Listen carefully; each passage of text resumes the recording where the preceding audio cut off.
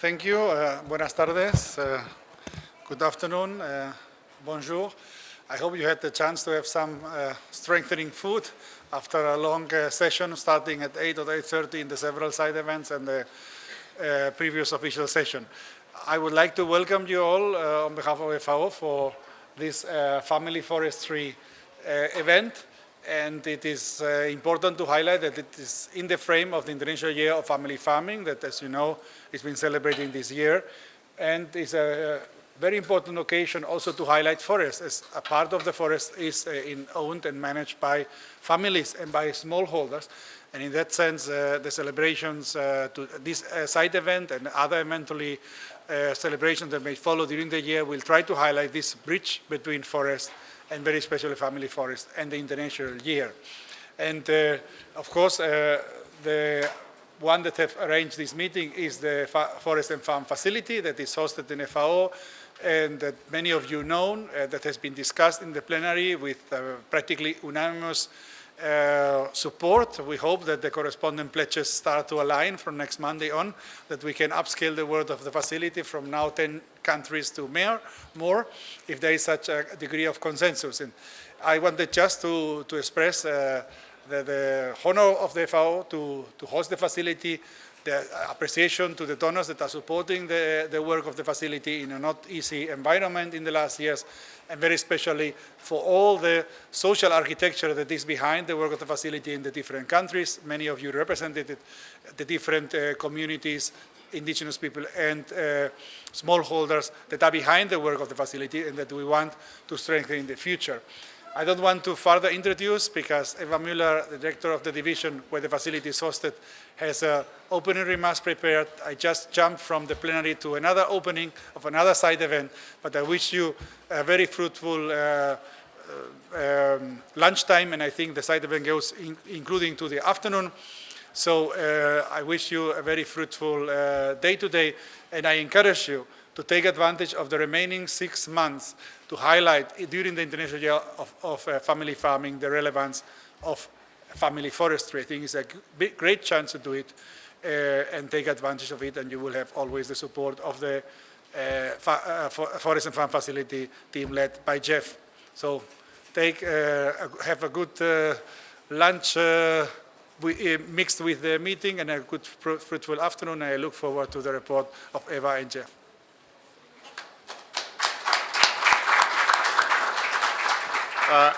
Muchas gracias, Eduardo, for those welcoming words. So, Eva, please.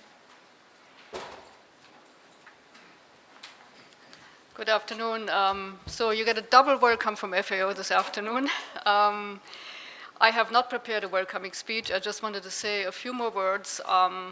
One is that we are very pleased to have in the organization of this event an important partner with us, and that's the International Family Forestry Alliance. We have Peter de Marsch here, and good to see you. And also many of the member organizations from Sweden, Finland, Europe, Mexico, and Kenya. What am I doing? Nothing, you're talking. Okay. And the second point I wanted to make is reference again to the International Year of Family Farming. As you have seen coming in, the atrium of FAO is full of information materials and promotion of this International Year of Family Farming, because this is very important to us, being the specialized agency for food and agriculture. And we're also trying to show in the atrium the links between family farming on forests in the farmers market that you have seen that offers products from agriculture but as well from forests. And I'm very pleased that we have a colleague from OPC here. OPC is the unit in FAO that has taken the lead in the coordination of the International Year of Family Farming activities in FAO, and he will also say a few words. This event builds on the momentum that was generated by the International Conference on Forest Producer Organizations that was held last November in Guilin in China. And we are pleased to release this afternoon two important publications that draw from and build on the recommendations that came out of the conference. One is a policy brief, a roadmap for strengthening forest and farm producer organizations, and that reflects directly the outcomes and recommendations from the conference and turns them into some kind of a guidance for policymakers. What policymakers should consider in order to strengthen forest producer organizations. The second paper is a working paper called Making Change Happen. What can governments do to strengthen forest producer organizations? Because we recognize the important roles of governments, of course, the governments being the main partners of FAO as an intergovernmental organization. And finally, I would like to take the opportunity to thank in particular the Swedish government for providing generous funding for this particular event and for allowing us to bring many people from the actual producer organizations the Forest and Farm Facility is working with in its partner countries and having them share their experiences and their perspectives with you this afternoon. So thanks again to Sweden for providing the funding for this, and I would also like to reiterate that this is a multi-donor partnership, and I would like to thank also the other donors, the US, AgriCorps, Finland, and Germany for their generous contributions to the Forest and Farm Facility. And I think I'll leave it at this and wish you all a nice event. Thank you.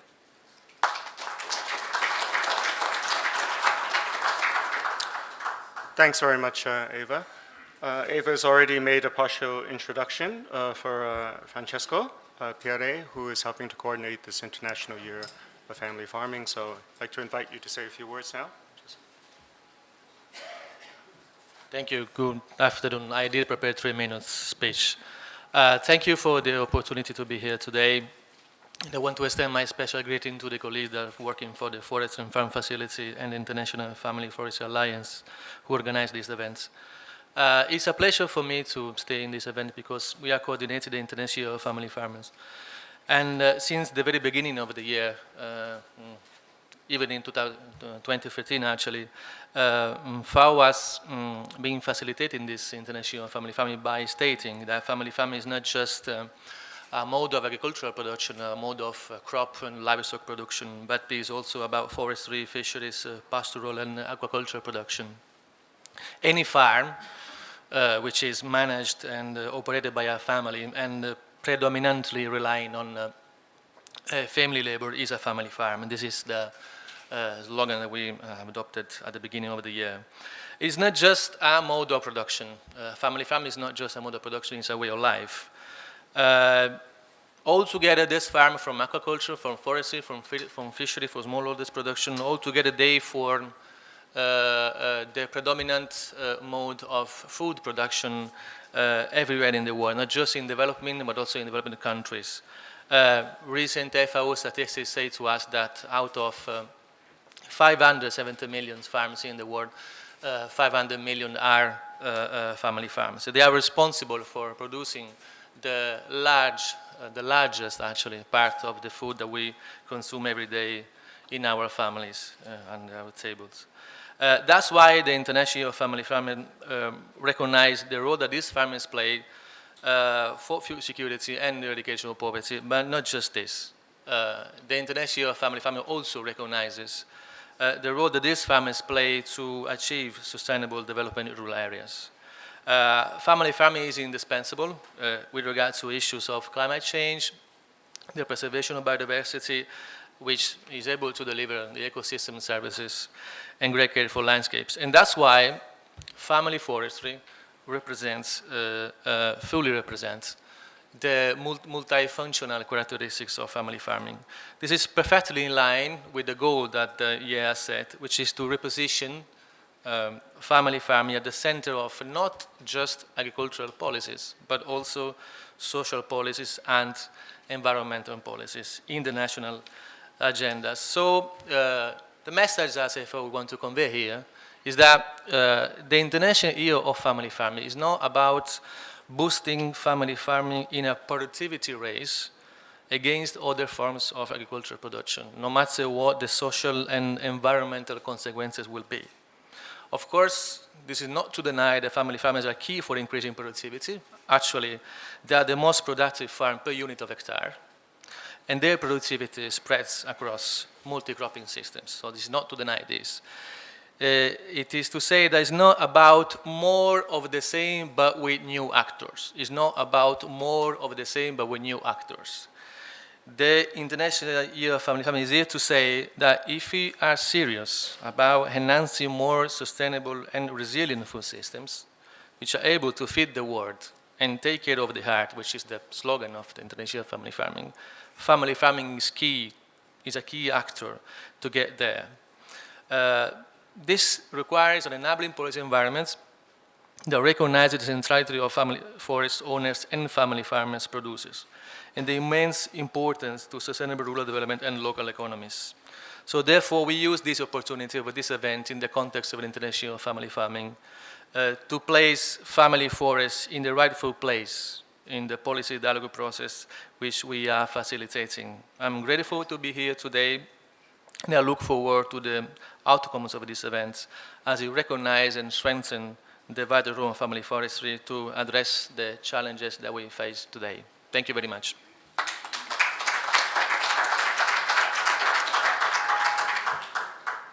Thank you, Francesco, for those very nice words to put this event in the context of the International Year of Family Farming. Eva has also partially introduced the next speaker, Peter Demarche, who's with the International Family Forestry Alliance. And Peter, could I invite you, there you are, to come up and share a few ideas and words with us, please.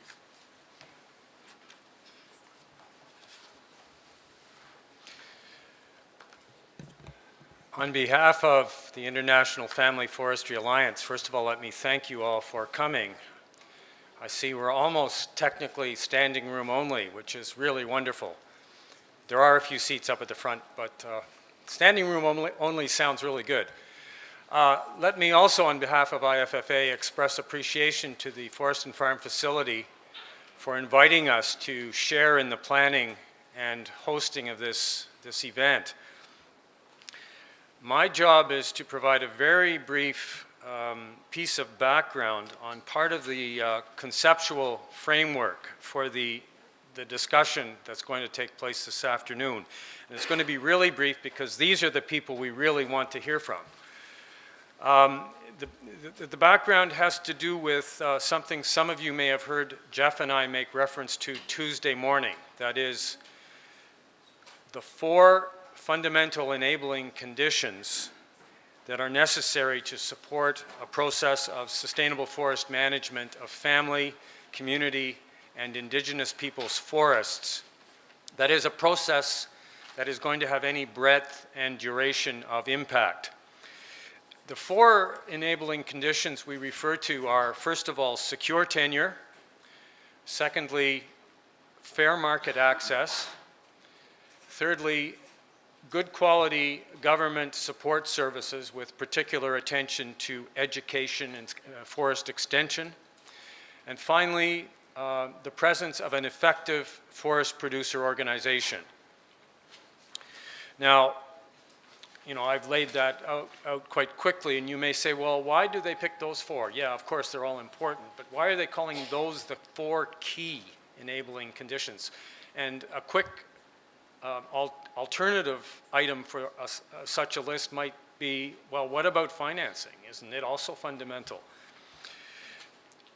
The argument behind these 4 and why these 4 can be illustrated by a really very simple short story. And this is a story that's happened in my village in Eastern Canada, and I would suspect it's happened in literally hundreds of thousands of villages around the world. So the story is this: a government extension officer, or perhaps an NGO representative, or perhaps a private sector company representative comes to my village And he or she says, we have a new variety of tree, maybe a new species, maybe a hybrid, and we want you to start planting this tree, because if you plant this tree on your land, it could be family land, it could be community forest, your lives will be transformed. It is going to create a miracle in your lives.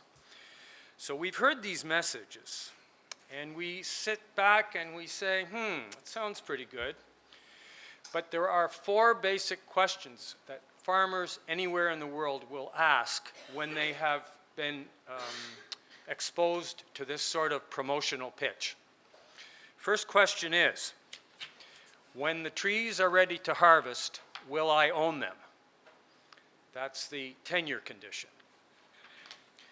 When the trees are ready to sell, will I be able to sell them on a reasonable basis? Fair market access.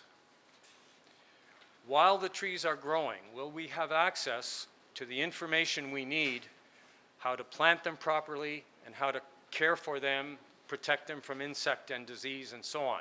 That's the forest extension component. And finally, do we have a good association to represent us to make sure that the first 3 conditions are in place and to make sure that they will stay in place while the trees are growing? We argue that these 4 conditions represent very specific risks that farmers, family forest owners are very sensitive to, very aware of, and must consider before embarking on a new venture. So that's the argument. Financing, we would say, will fall in place relatively easily if those 4 conditions are present. Conversely, if they're not present, financing will be difficult to impossible, and even if you can access it, it won't mean very much. So that's the argument, and it's going to be kind of background theme to the first panel. I'm looking forward to this afternoon. I am able to almost absolutely guarantee everyone here, including myself, we're all going to learn a lot this afternoon. Thank you.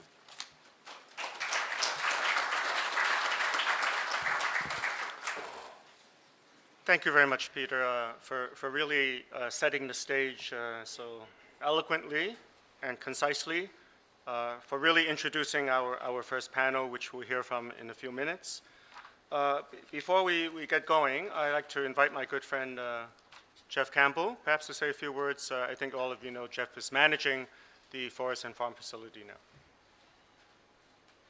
Thank you and good afternoon. I'm not going to say much, and I'm used to talking to trees, so I usually don't need a microphone. But I think I just wanted to welcome, especially from the Forest and Farm facility, our honored speakers here this morning, and I mean this afternoon for both sessions, who represent millions of forest and farm producers around the world. And in the afternoon, the innovative government officials who are helping to facilitate a better quality of forests and a better life. So it's really more to honor them and thank them for their presence, and to thank the rest of the speakers in today's event, which is all of you, because we hope that everyone will be actively taking place. I just was asked to mention that it's, the session is being webcast, so if you want to send quick messages to your constituencies, to let them know that it's currently, and I think if they go on the Forest and Farm Facility website, they could find that out. So that's all I have to say. Thank you very much. We're in very good hands with Chun Lai, who's going to be facilitating this, and let's have a great event.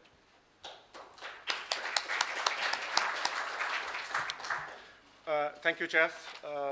It's a great pleasure for me to be here. So I think we should start with some greetings collectively with each other. Good morning, bon après-midi, buenas tardes, ni hao, lehoma, dobrezen, good afternoon, bon formicio, assalamu alaikum, nangendef, initie, jambo, habari, sachana, magandang hapon, selamat siang, xin chào, sawadee krap, sabaydi, namaste. You beat me to it. Namaskar, Ayubawan, and good day to my mate Alistair in the corner. So I think, could I ask everyone on the count of 3 to say good afternoon or how are you in your native tongue? 1, 2, 3. Lehoma. No, sorry, it wasn't clear. Let's try again. 1, 2, 3. Lehoma. Ah, much better. Thank you.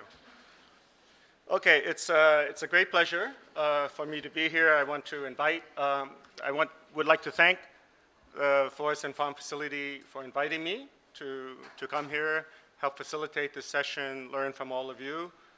I also had the pleasure to meet some of you, was it last year in Guilin, China, for the International Conference on Forest Producer Organizations. So this is a very excellent follow-up activity. I myself have worked, I guess, over 30 years in agroforestry and community forestry, mostly in Africa and Asia. So it's a great learning opportunity for me, and I'm really looking forward to this. Just gonna very quickly set the stage for how we'll run this afternoon. These are our objectives. Hopefully we can together and from each other learn more about the principal characteristics of what family forests and family forestry are all about. We're going to hear directly, as in this first panel, from smallholder community and indigenous producer organizations on both the opportunities and challenges for family forestry and farming in the wider forest landscapes. As Jeff mentioned in the second session, after our coffee and tea break this afternoon, we'll be hearing from country teams of both government and family forest partners in terms of how they are trying to improve the enabling environment for family forests and producer organizations in their countries. And then in both sessions, both session 1 and session 2, we will be inviting all of you in the audience to share your experiences and respond to a few key questions that we think are very pertinent for advancing our knowledge and understanding and practice of family forestry. So that's sort of why we're here. Our program, we're doing pretty well, not too far behind.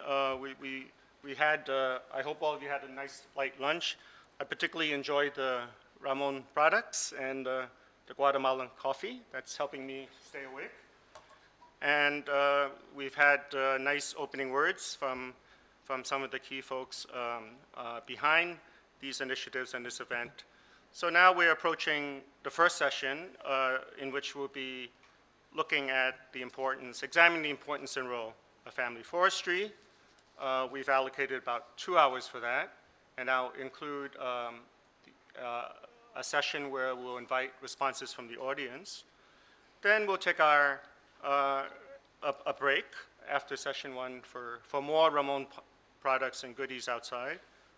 And then session 2, we'll be inviting 4 teams of government and civil society partners, producer organizations, to discuss how they're trying to build enabling environments to support family forestry in their countries. And finally, at the end of the day, we'll have a wrap-up and some reflections both from Peter and Jeff. So does this program sound okay? I've learned something from the formal sessions. Can we have an applause? Or in the Philippines, isang baksak. Huh? Okay, good. So now I hope all of you have picked up also this small printout on bios and profiles of our speakers and organizations. Thank you very much, Sophie and team, for putting this together. So this will save us time. I will not give detailed background about our speakers. It's there for your information and for you to take with you. So I simply would like to mention that we have asked the speakers to talk for about 5 minutes on the key principles that Peter just outlined, the kind of main pillars that are important for family forestry. And we're very happy, as you see, to have this smiling and relaxed and very content panel in front of us. From Liberia, we have the Reverend Robert Bimba, who's directing the Farmers Union Network, Liberia, and that has to be the best acronym I've seen, right? FUN. Huh? I don't know how this translates into the other languages, but it's a fun network. And he'll be talking about the critical nature of family farming and forestry linkages.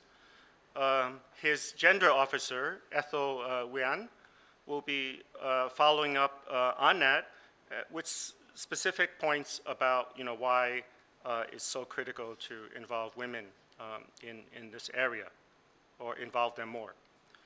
Next, we'll be inviting our good friend Apsara Chabagan from Nepal, who is the chairperson of FICO Fund.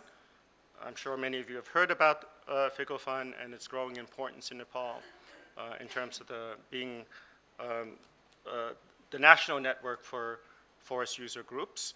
And she'll be focusing on the key principle of secure land tenure. Following Apsara, we'll be moving to the Gambia, and Alagi Basmbogi, who is the president of the National Farmers Platform of the Gambia, and he'll be speaking more directly on the freedom to form associations as a key principle. Following Alegi, we'll move to Guatemala. Grecia Lopez is here, representative of the Ramon Women Producer Groups. Thank you again for bringing the nice products for us to sample. And she'll be speaking more directly on fair market access. Finally, last but not least, we'll move to Mexico. Manuel Garcia, who's the managing director of CONOCIL, and he will talk about access to extension and other support services. I guess as we are still in the World Cup, I will maybe use these to help you keep time when about half your time is left. And I don't think I need to flash this, hopefully, very often. There's also already been a lot of controversy about certain red cards in the World Cup. So without further ado, let's start off with our friends from Liberia. And Robert, please.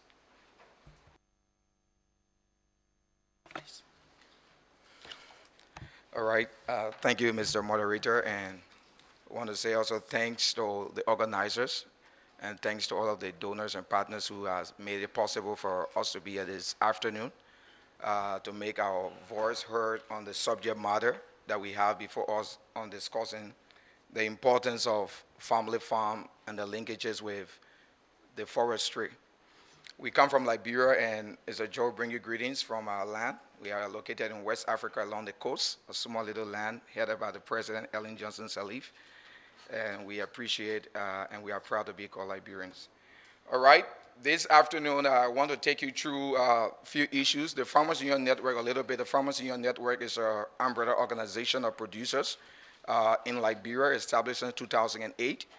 And what we have before us here this year of family farm, as we talk about the importance of family farms, we want to take you through a few things that we, as producers and people involved in the farming issue, want to look at.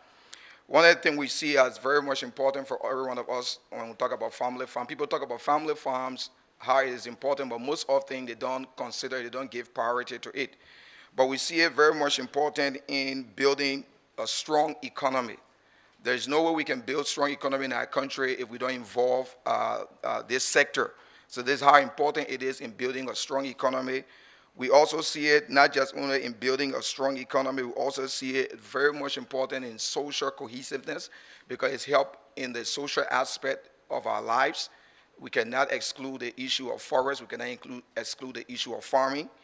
We also see it very much important in the issue of development because we keep talking about development. We strongly, from the Farmers Union standpoint, we have said over and over that, concession companies will not bring development to our countries. We believe it is the smallholders. The smallholders are the one that has the key and the answer to our country economy, and that's why we need to give full priority to them and give them full attention so that they can be able to maximize. Now, in terms of the linkages that we see as producers organization, we are involved into farming and others are involved in the forest. One of the things I just wrote out there was to say, when you have no land, no forest, no food.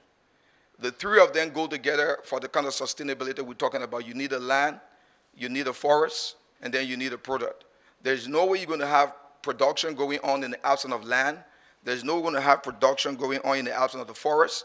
There's no way we're going to have food when we don't have those things put into place. And that is why it's important that when we observe this year of family farm and talk about the importance of it, that we understand that where they are, they build the linkages because they are all interdependent. We as producers, we are depending on the land. The foresters are depending on the forest to get their products out of it.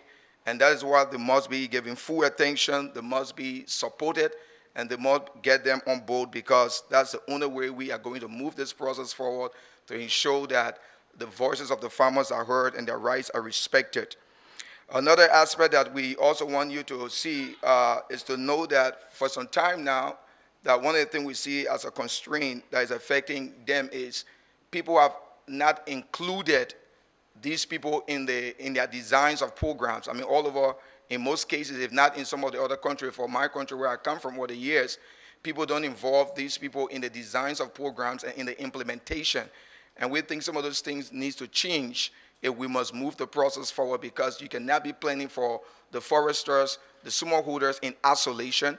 You must get them involved in the design because at the inception, if they participate in the inception, then they can take ownership in the implementation of all of these things that we are talking about, and that have been overlooked over the period of time. And another aspect that we also see is the issue of capacity. Like our partners stress the issue. You need to strengthen the capacity, but people expect a lot from the smallholders. But there are areas that we need to invest to make sure that they have the capacity to bring forth. And the issue of access to finance, they need it because they need to develop their products in a way that they can be able to market it and take it out to the market for others to buy, not only locally, but nationally and also across the borders. So basically, these are issues that we all want you to take very keen. And for us, we believe strongly it's about time that we stop importing poverty in our country and exporting our wealth, but it's about time that we work this issue around by building the family farm, because family farm is all about sovereignty. Family farm is all about defending the rights of their families, sustaining their own families, and it's all about food security. And I want to say thanks for the opportunity, and we look forward for our fruitful dialogue as we go through the day. Thank you.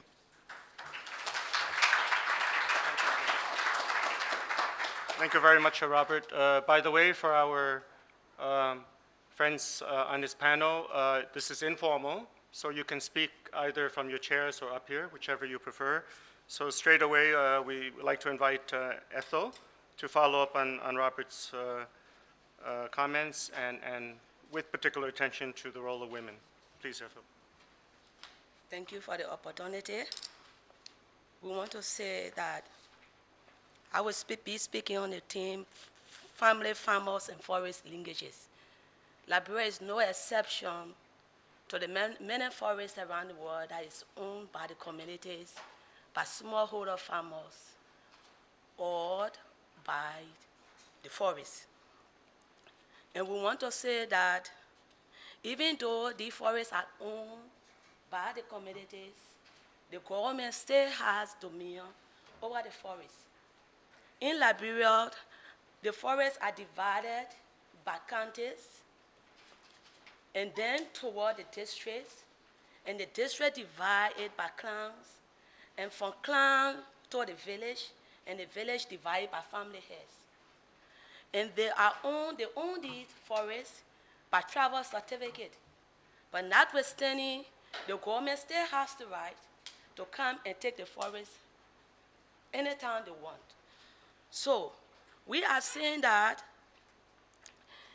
our people, the Liberian women, I'm going to speak from the women perspective, the women form 60% of the workforce as it relates to farming.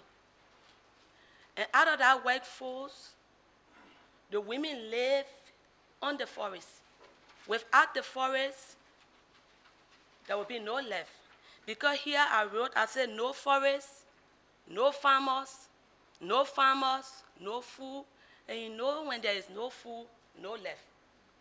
So the women live on the forest because 60% of our workforce are the women. It is the women that upkeep the family.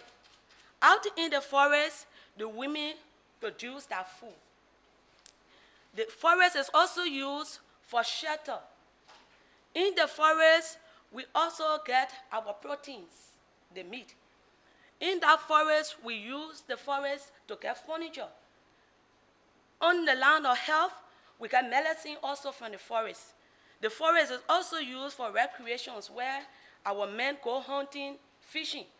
Traditionally, we use the forest in order to train our male and female children on our culture, norms, and value.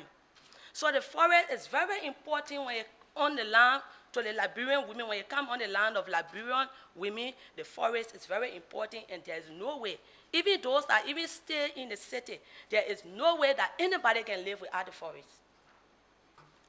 But even though there are linkages to the forest people are always marginalized all over the world because it's by government will. Even though there is travel certificate, but the government has a will. And not only that, presently we look at the concession companies. People come in with oil palm, with rubber, and they take large portion of the forest. Those are some constraints and challenges our women are facing. We want to say that with these challenges, the forest still plays a major role, which I have outlined. And the farmer also play a major role. The women play a major role. And I outlined the role. I said the women use the forest for survival. They use the forest to own the forest, ownership, either by travel certificate or what mean. They also use the forest. They are the management team for the forest. And the role of the forest is it provides us our livelihood, our sustainability, biological diversity, the animals and everything that live within it. They are our friends, they are our partners. And we talk about food security. Yes, we produce to eat, to live. It also gives us market opportunity. Market opportunity in the sense that in that forest, there are other things in the forest, like groundnuts, that our women harvest to sell and get additional money. The forest also provides us that cultural energy and medicine, as I said. And in that same forest, we also have the power to keep it, or we have the power to lose it. What are our constraints? Our constraint is because our young women bear children, and they feed those very babies out of their own body. And at the same time, they form 60% of that workload. The men will not even help them whether they're pregnant or not. It's not in the European world. The African women are completely slaves. So when these people use that usefulness, when they outlive that usefulness, they are actually put one side, and the man take on a new brand, and he continue his life, because what? Life got to go on. So we said those are some of the constraints we face, and I outlined them about the concession companies. But then we look at what would be the way forward. Even though the constraints exist, but what can we do to move from others to solve our own problem? We are saying that we need to create more awareness campaign. on the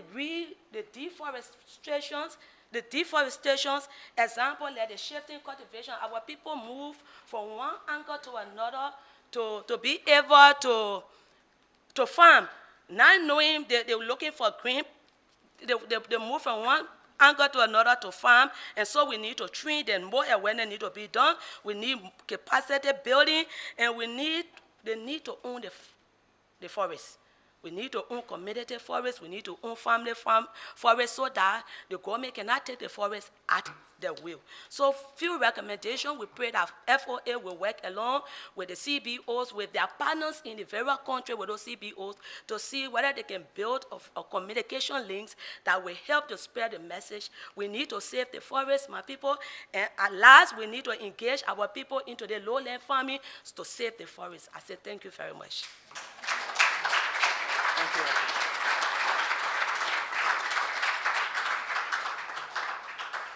Thank you very much, Ethel, for excellent presentation and for the passion behind your presentation.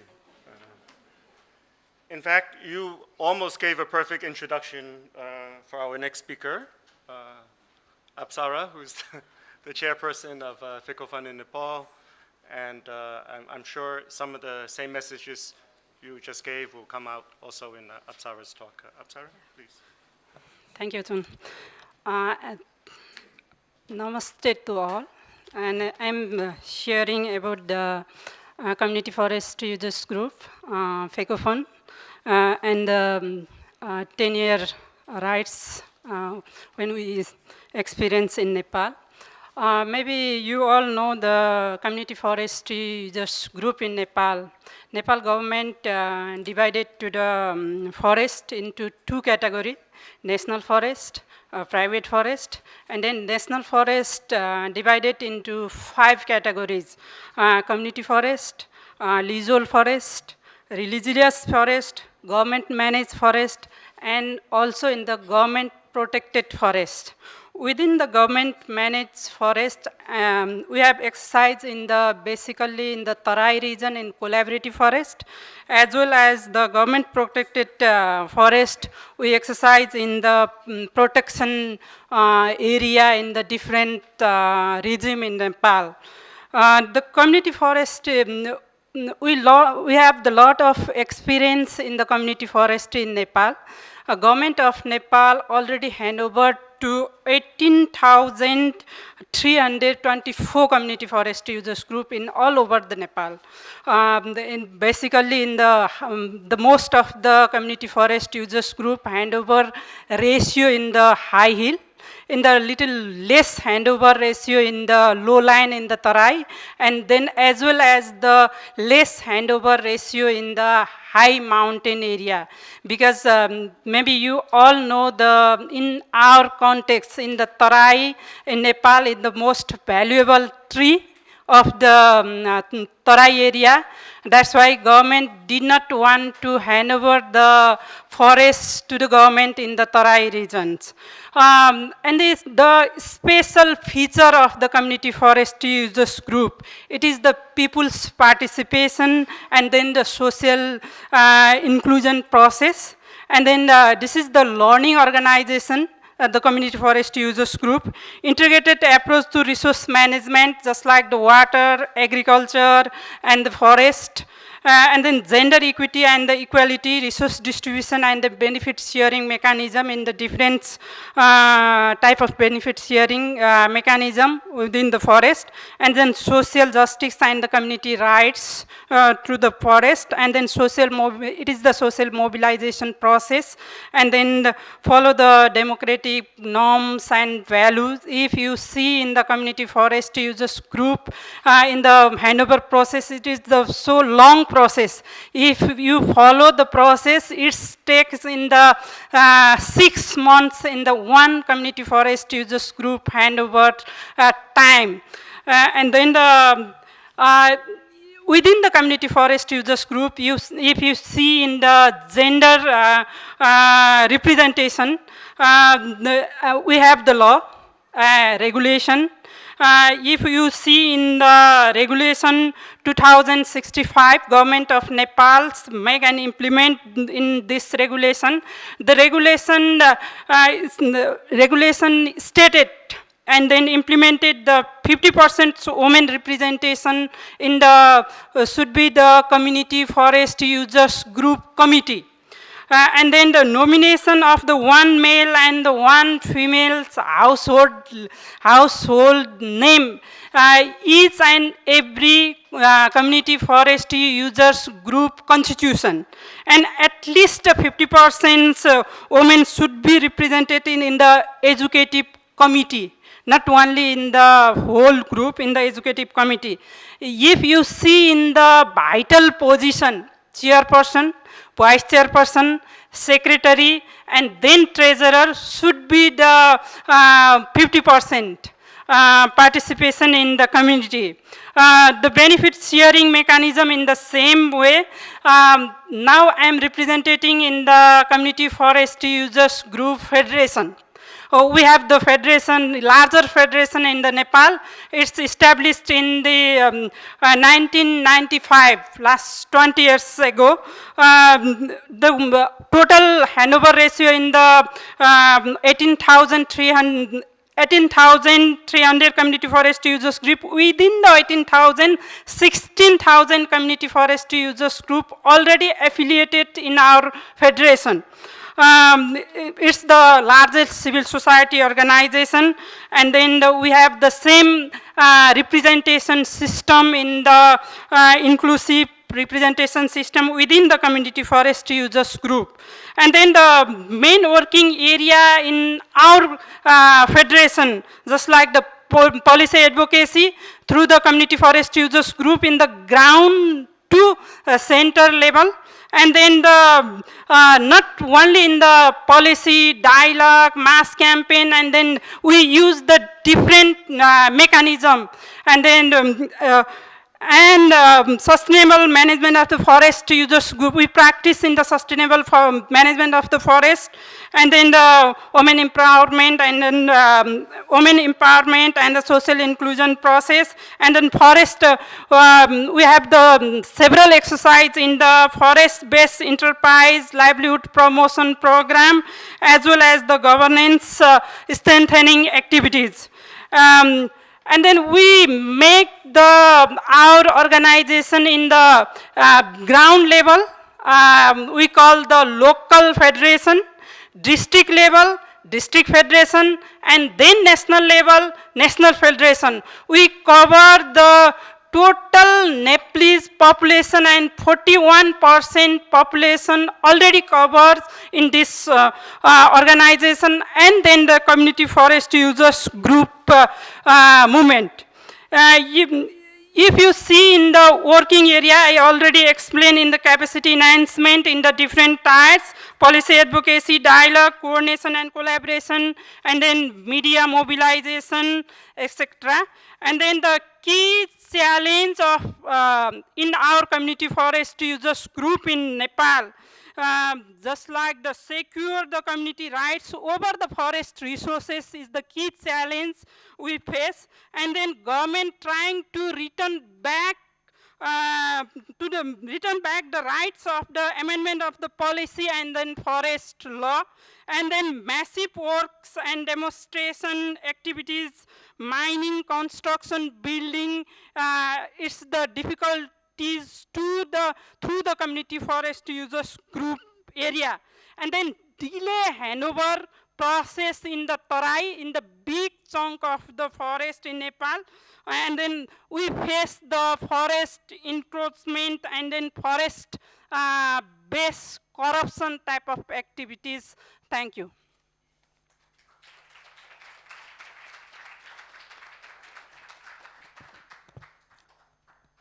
Dhanyabad, Apsara. Thank you very much for sharing with us the situation in Nepal with FFF-IFFA and with some of the challenges of securing land tenure.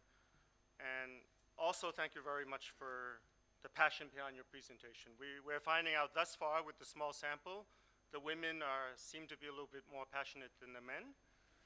But since we're going to Gambia and inviting Alagi now, he have a chance to equal the passion output. So please, like to invite you.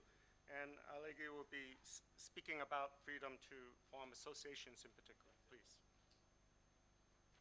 Thank you very much.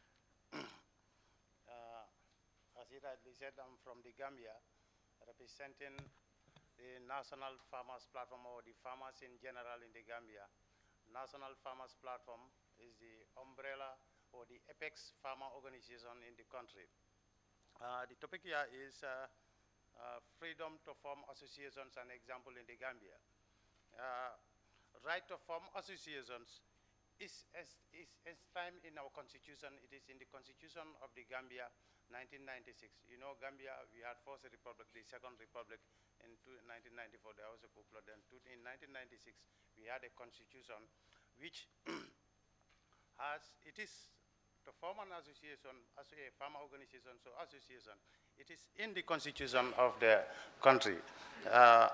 This is also followed up by policies and legislations also that also guide some related to agriculture and natural resources. We have that policies. Like, for example, we have a policy on ANR policy, that is agriculture and natural resource policy, of which also you have the forest policy, local government acts. We have PAGE, that is a program for accelerated growth and employment. We have the Gambia National Agriculture Investment Program, which is GNIPE. All this has given that space for freedom to form associations within, in the Gambia. The aim of the aim to form these associations is the right to form producer-based organization on forest and farm with aim of addressing issues common concern relating to policies, marketing, technical. The ability for producer groups to organize an important means by which farmers and forest producers can influence government decisions and leaders, gain greater market opportunities, and learn for each other practice, enhance productivity. This is the aim of having producer groups or having organizations. One, to influence government decisions at some point, like coming up with the support from the FFF that we had. Initially in the Gambia, the policy, there is a government, there is a working group called the ANR working group, of which government institutions these are only government institutions that normally sit on the policy relating to agriculture and natural resources. But coming up with this support that we had from the FFF, there was a space of which we had the ANR platform, of which it is not owned by government or government alone, but we are civil society organizations, NGOs, farmers, has a space where we discuss issues around policies, we discuss issues around policies that affects farmers in relation to either marketing or relation to marketing also.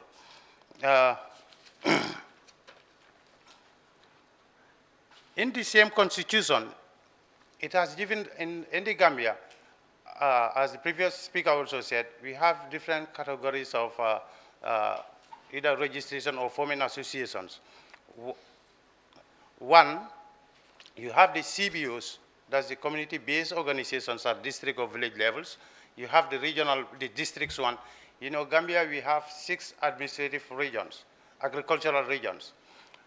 In each of these agricultural regions, you have about 10, depending on the size, you have 10, you have 5 districts. Others are up to even 15. You have associations at village levels that forms CBOs around village levels. You have the other ones at community, at district level, then at regional level. Then you have the national one, that is of which the National Farmers Platform is heading that associations. This is in line with the local government principle, the local government decentralization program. If you look at the picture here, this shows, this is one of the meetings that we had. This is the ANR platform. If you see most of the participants in this are farmers. Though you have government representatives from forestry, wildlife, livestock, Ministry of Agriculture, even President's office. That's where we have the Minister of Forestry is. This is one of the sessions that we were discussing on issues, policies, especially. I think specifically this, in fact, was on human and wildlife conflict. You know, rice, we have this 2016 rice grown, as the president said, no importation of rice by 2016. You know, there is an issue of human and wildlife conflict, of which we summoned this meeting as civil society organizations, as farmer organizations, of which policymakers, though you have some local authorities also in this meeting. Lesson learned in this freedom to form associations. It helps to bargain even prices. Like, for example, the women we have seen in the Gambia, you have some women groups that normally have firewoods, collect firewoods, and they normally take it to the capital side. In fact, of transporting those firewoods to the capital is an issue with them. So coming together, it was easy for them to bargain even the cost of the lorry or the car that's supposed to take it to the capital. And also sharing experience, you know. Personally, where I came from the Central River region that is around this eastern part of the country, you know, and the other side, where some of the farmers we do meet as a platform, for example, the National Farmers Platform, we do meet. There's an opportunity where we exchange some learning, we exchange ideas on best practices in farming.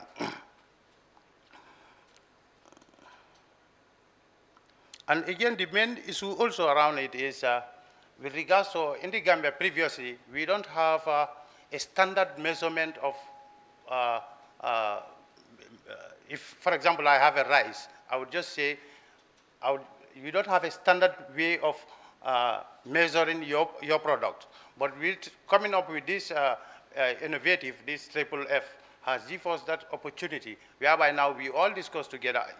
For example, like Rice Farmers Association, presently we have this FFP is coming up with homegrown school feeding program, of which now Rice Farmer Association has come together, whereby they had a measured system, whereby they would say 50 kilos of rice is this, 10 kilos of rice is this. Otherwise, you just put it on a bag of which either it is 60 kilos or 50 kilos. A farmer would not know. But now there is a measurement of which this has gone through the association. As I said, finally, lesson learned in these associations, this has given a very good opportunity. In the Gambia previously, there was a promotion of rice called Narika. There was this rice Narika variety. With these associations coming together, you have the Rice Farmer Association, you have the Foresters Association. This was done through the support that we had from the FFF. This has given us very good opportunity, because when this rice program came in, the Narika program, everybody was going in the bush cutting down trees. The rice farmers were going cutting down the trees all over. But when this initiative come, when we sit together, there was a discussion over it. Even the rice farmers understood there was no need of cutting down our trees. The small size that we had would have been better. Coming up with this, how to call it, family farming, people feel that it is of no importance, like cutting down trees, going very close to the river. This has even caused that, what I was saying of human and wildlife conflict, because there are some rice fields which are very close to the riverside. If you cut down trees very close to it, there hippos would come in, or other wildlife animals also come in. The forming of these associations, or this association has helped in very well with regards to tackling those issues. I thank you all for your listening.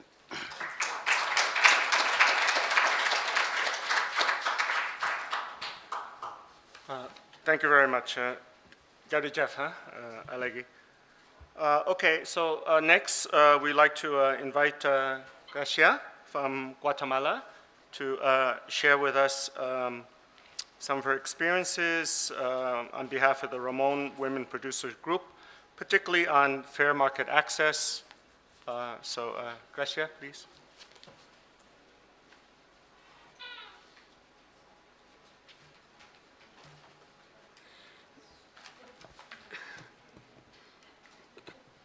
Muchísimas gracias.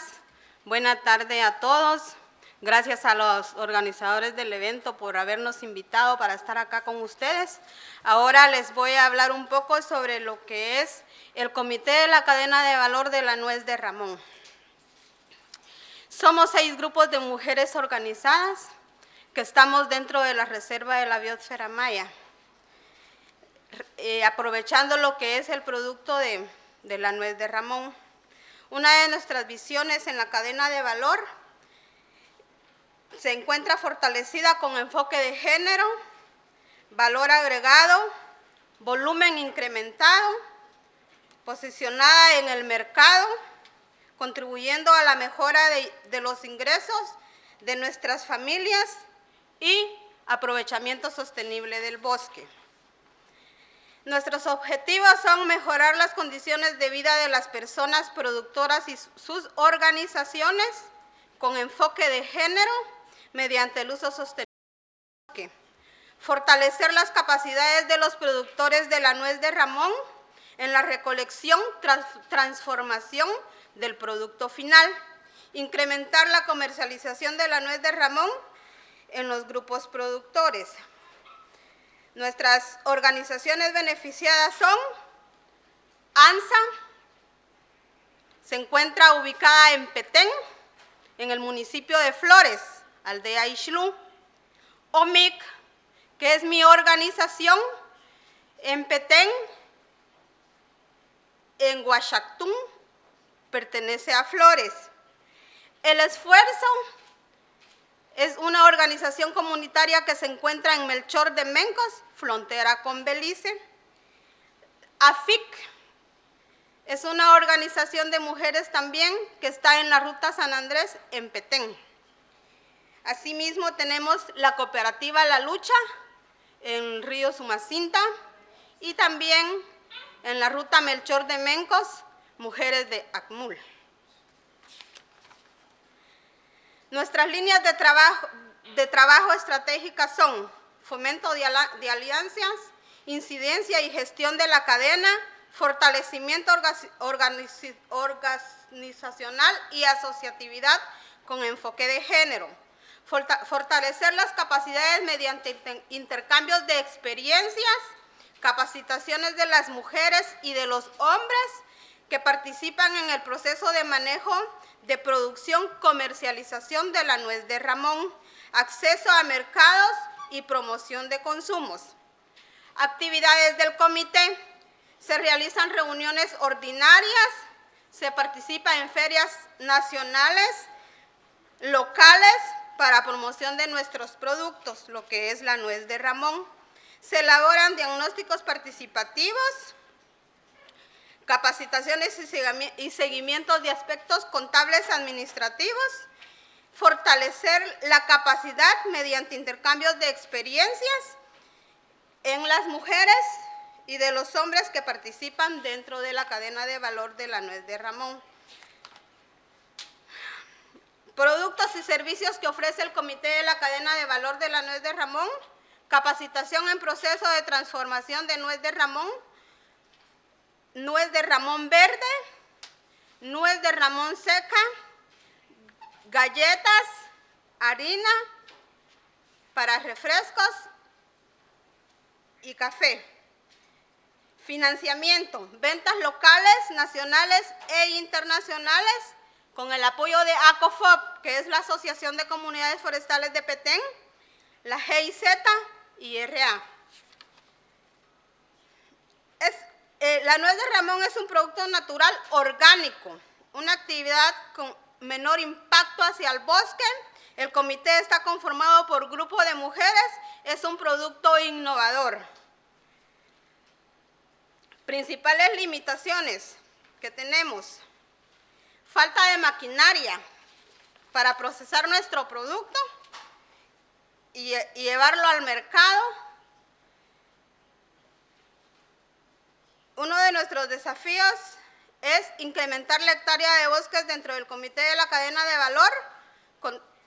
Contamos también con un producto certificado, con plan de manejo, avalado por el CONAP, allá en Petén. Promoción y divulgación de los beneficios del consumo de Ramón a nivel local, nacional e internacional. Establecimiento de parcelas permanentes con monitoreo para estudiar el comportamiento del bosque y su producción. Quiero informarles de que este producto se encuentra en el bosque, es naturalmente allá en Petén, y la mayoría que nos beneficiamos de este producto somos mujeres. Somos las mujeres las que manejamos este producto, las que nos beneficiamos a través de él. También beneficiamos nuestra familia y nuestro hogar.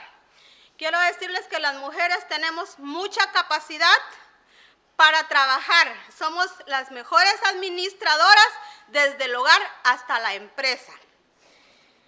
Muchas gracias.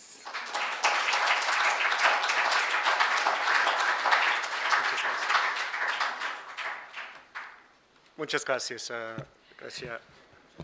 So, wonderful presentation, and again, thank you for bringing samples for us to try of the Ramon or Maya nut, various products.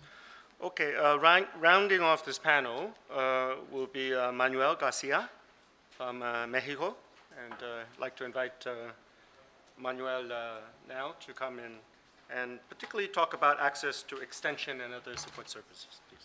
Muchas gracias.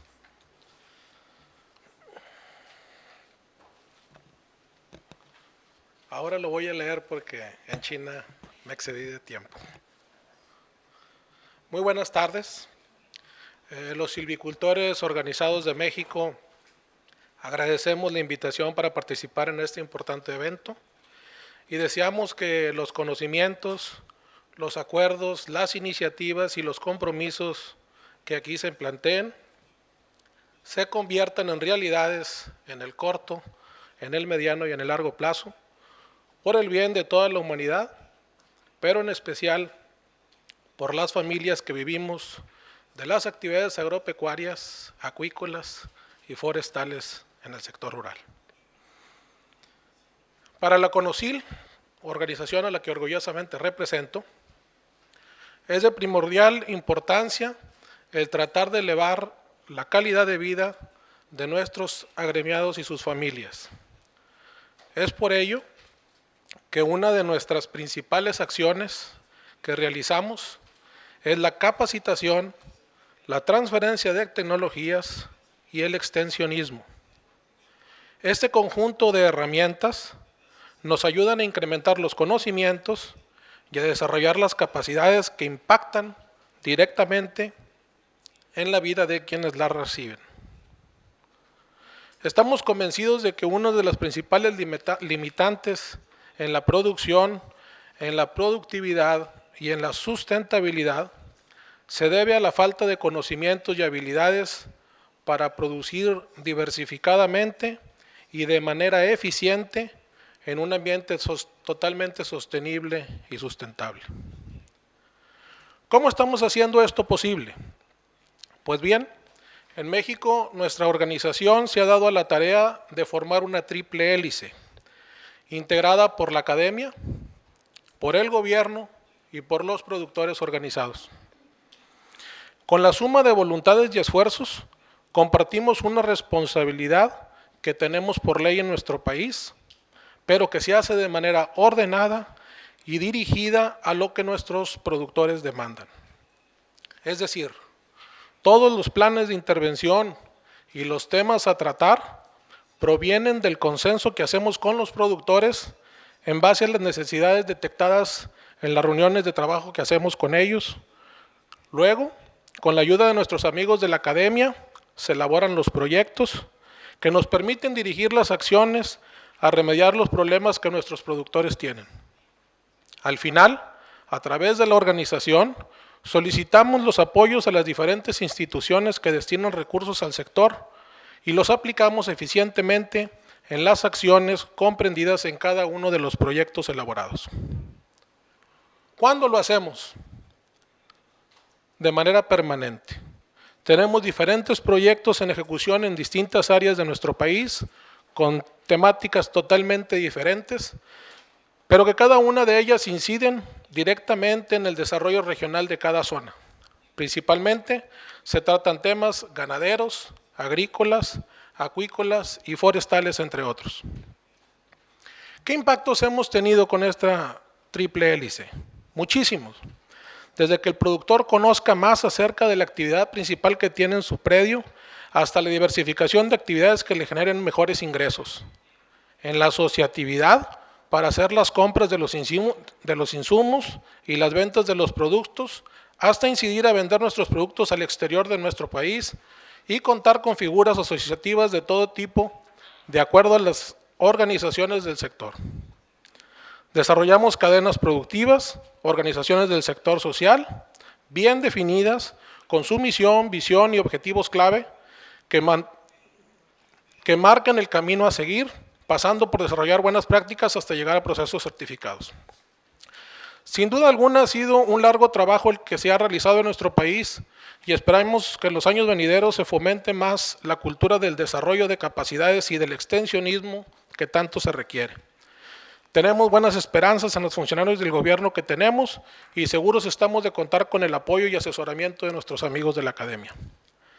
Los productores organizados de México tenemos pues la gran encomienda de seguir haciendo que esto suceda, garantizando que todas las acciones encaminadas a través de nuestras organizaciones siempre darán los resultados concretos que nuestras familias necesitan.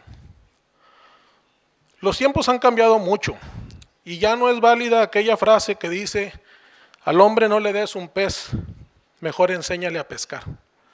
Ahora hay que mejorar la piscicultura, iniciando desde la cría, la reproducción, la nutrición, la sanidad, la inocuidad, el procesamiento y la colocación de los productos en el mercado, todo haciéndolo de manera sustentable con el medio ambiente y económicamente sostenible en el tiempo.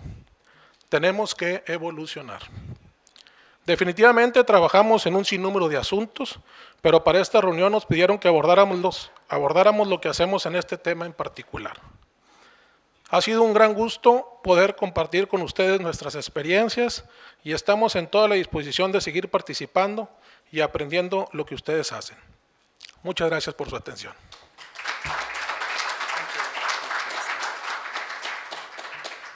Muchas gracias. That was an excellent presentation, Manuel, and also thank you very much for your excellent time management.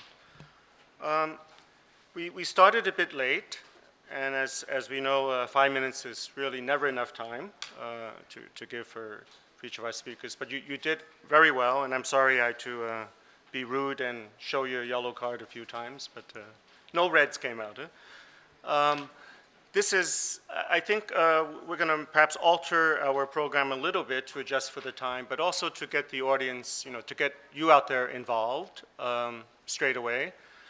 So what I propose to do in the next hour or so before our afternoon break is to pose a few questions to the audience and to all of you out there, get your responses, and then at the end of that, we'll come back to our panelists and see if you would like to pick up on any points or even perhaps questions that come out of the audience, okay?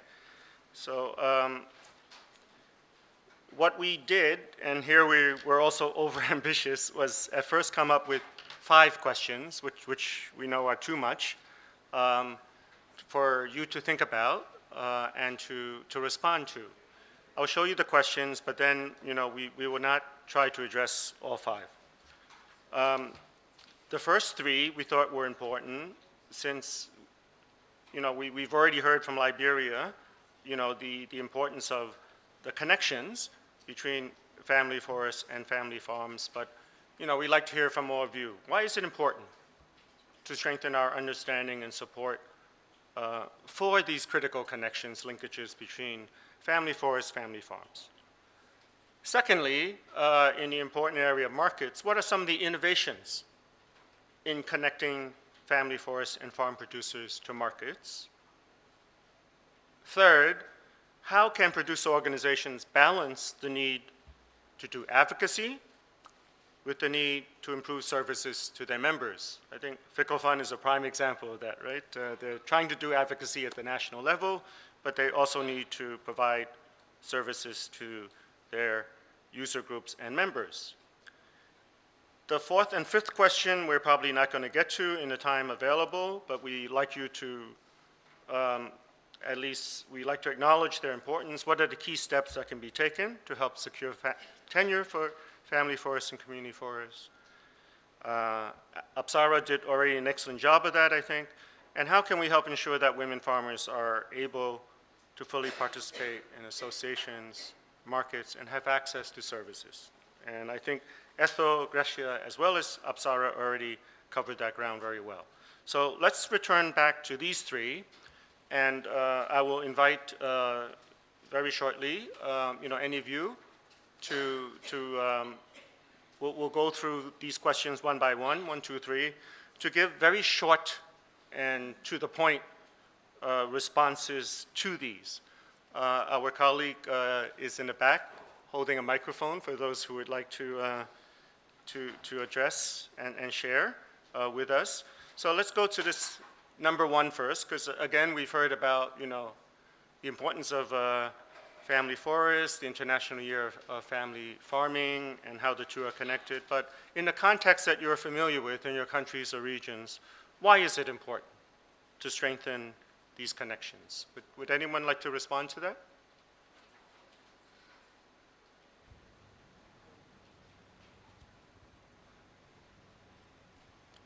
Yes, please. Please Thank you. briefly introduce yourself and country, your name and country, please. I'm Lupino Lazaro from the Permanent Representation of the Philippines to Rome-based agencies here. And good afternoon to everyone. As we say in our country, magandang hapon. For the first allow me to express appreciation for the organizers of this seminar. This is indeed one of those activities that we are encouraging under the International Year of Family Farming, because this helps raise the awareness on the importance of family farms, and in this occasion, family forests. And through this concrete experiences, the sharing of all of these knowledge really enrich the knowledge and the better understanding of what the situation of family farmers and family forests are worldwide. So just going in that direction, in the connections between family forests and family farms are indeed very important, so that, as I mentioned, we could better determine what their requirements are, what assistance they need, and also have a better picture of how they work. If some of you are aware that there is no internationally agreed definition of family farming, and that it would be really relative to each country and to each region. That's why this kind of description that we are getting from the panelists help us see how they look at each of their sectors, their family forests and family farms. And that would help also us, even at the global level, to establish what sectors are needed to be given the benefits. And maybe just one question and one maybe a suggestion, because aside from the sectors that are mentioned here, I think the youth would also be an important sector that could be looked at. So maybe at the last question, not only women, but probably on the youth sector, because as we know, they are the future, and they would carry on this family farming endeavor. And the question, maybe any one of the panelists would be able to answer maybe at a later stage, is that since this is the celebration of the International Year of Family Farming, what would be your main message or main expectation in favor of family forestry in the celebration of this international year? Thank you. Thank you very much. Maraming salamat po. There are a few more hands. Perhaps to keep this more gender balanced, we'll go to our colleague in the back. Thank you. Thank you very much. I'm not answering the question, but when I read the question... Could you introduce yourself Sorry, first? my name is Emilia Arthur. I come from Ghana. There's another question embedded in the question for me, and for me it is strengthen whose understanding? Whose understanding do we need to strengthen? Because from the presentations, I think I caught different levels of government, for example, national government, local government, government appointees, government agencies, but also, of course, the individuals and the farmers themselves. So whose understanding are we strengthening, and for what objectives for the different sets of people that we identify is a question that is coming to mind now. Thank you very much, Todd. That's an excellent point. The gentleman here had his hand up before, please. Thank you. Miguel Lovera with the Catholic University of Asunción, Center for Rural Reality Research, something like that with the translation. Well, the question is why, isn't it? And I think the first thing, following up on the previous speakers, it's going to be to define family farms and family forests. I think we all know clearly from the presentations what this means at this forum. But we better make sure that we're on the same page on this understanding, because what we see on the ground is something completely different, which is family farms, family forests, family agriculture as a marginal type of agriculture that can feed these poor farmers, and big access to the market is to large-scale monoculture, transgenic, you name it, you know, and we have to be very what to say? I think we need to be activists to say to solve this and to say, well, look, do not monopolize the market access for family farming, family forest products, because we want them, because we know how they are produced, we know their social role, we know that they are providing all sorts of other services and not just the product we purchase. And it's not like the other products that carry along health problems, environmental havoc, you name it, even civil wars. So that's why. Thank you for addressing the question.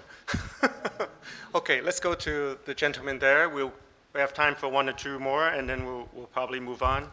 Please. Thank you. I'm Ghanashyam Pandey. I'm also from Nepal. I'm an advisor of FAO COFO and coordinating GHCF.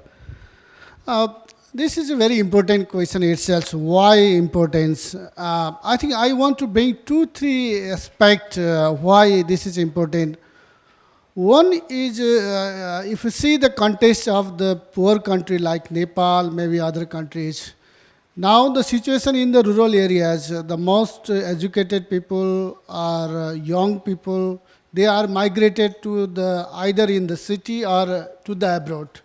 Now the agricultural land is becoming abundant. So that land need to be recultivate, re-farm. So maybe this family forest and family farms need to integrate it together to produce much more food, fuel, and fiber. And in terms that is related with the finance or money or economy sector. So my first aspect is to revive some kind of the initiative in the rural areas, maybe to bring back the people in their farmland, their agricultural land, so that they can produce more food, more goods, and more services. That is one thing.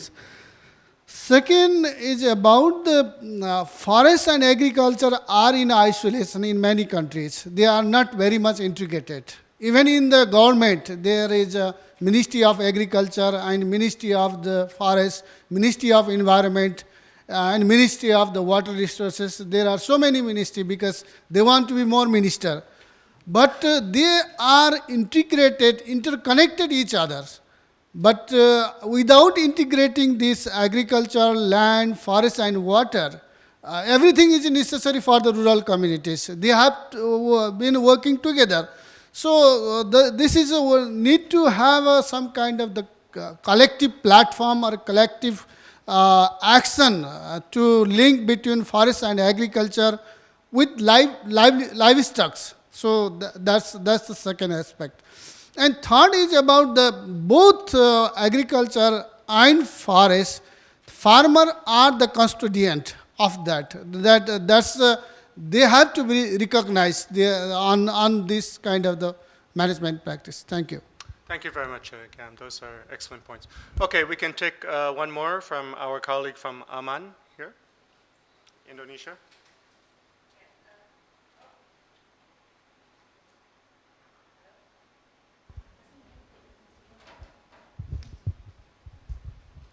Hello. Okay. Can you hear me? Yes.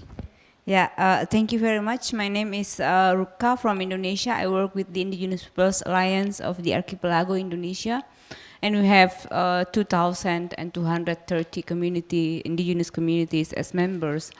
And I would like to put together your questions number 1 and number 3 because they're very much related, and I would like to link to the first frame earlier when we talk about the enabling environment, which is the secure tenure.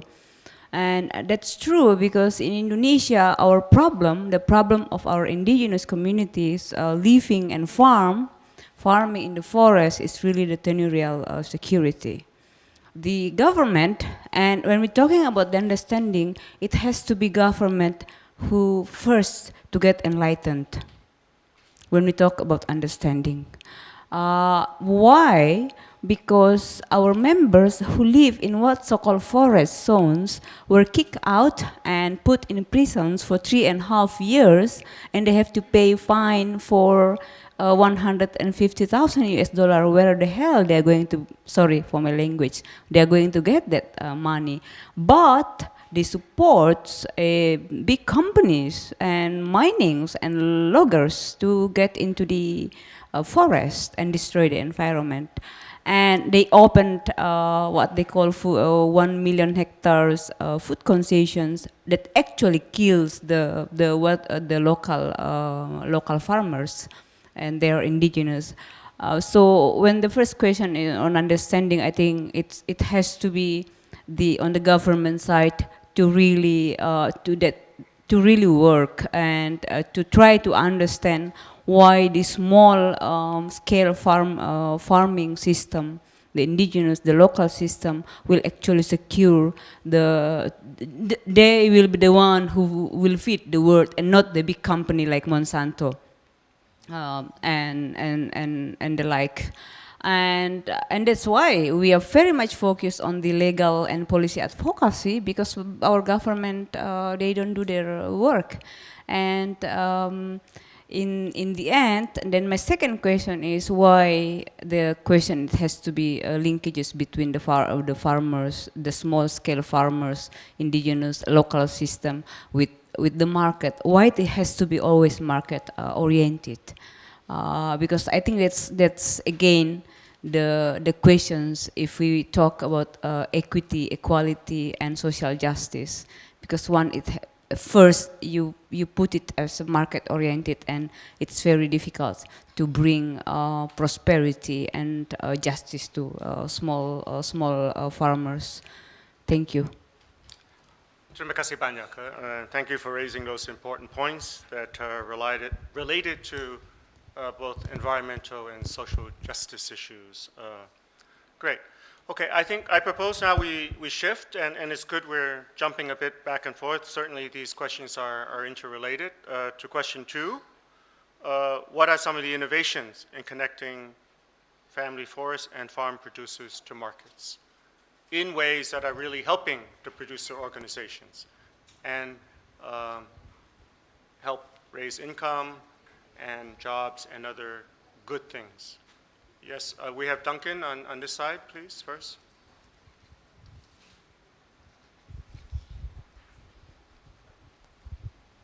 Hello, my name is Duncan McQueen. I'm from IID. I had the privilege of being in Mozambique last week, and I saw something that I thought was innovative. And it was innovative because it was something that was being designed together by a producer organization, a community charcoal producer organization, and then an association of charcoal traders, and the government, and a city governor. And what they were doing was they were trying to make use of the concession legislation in Mozambique to allow a community to have a concession, but for charcoal production, that would be designed as a block structure to provide charcoal for the local market.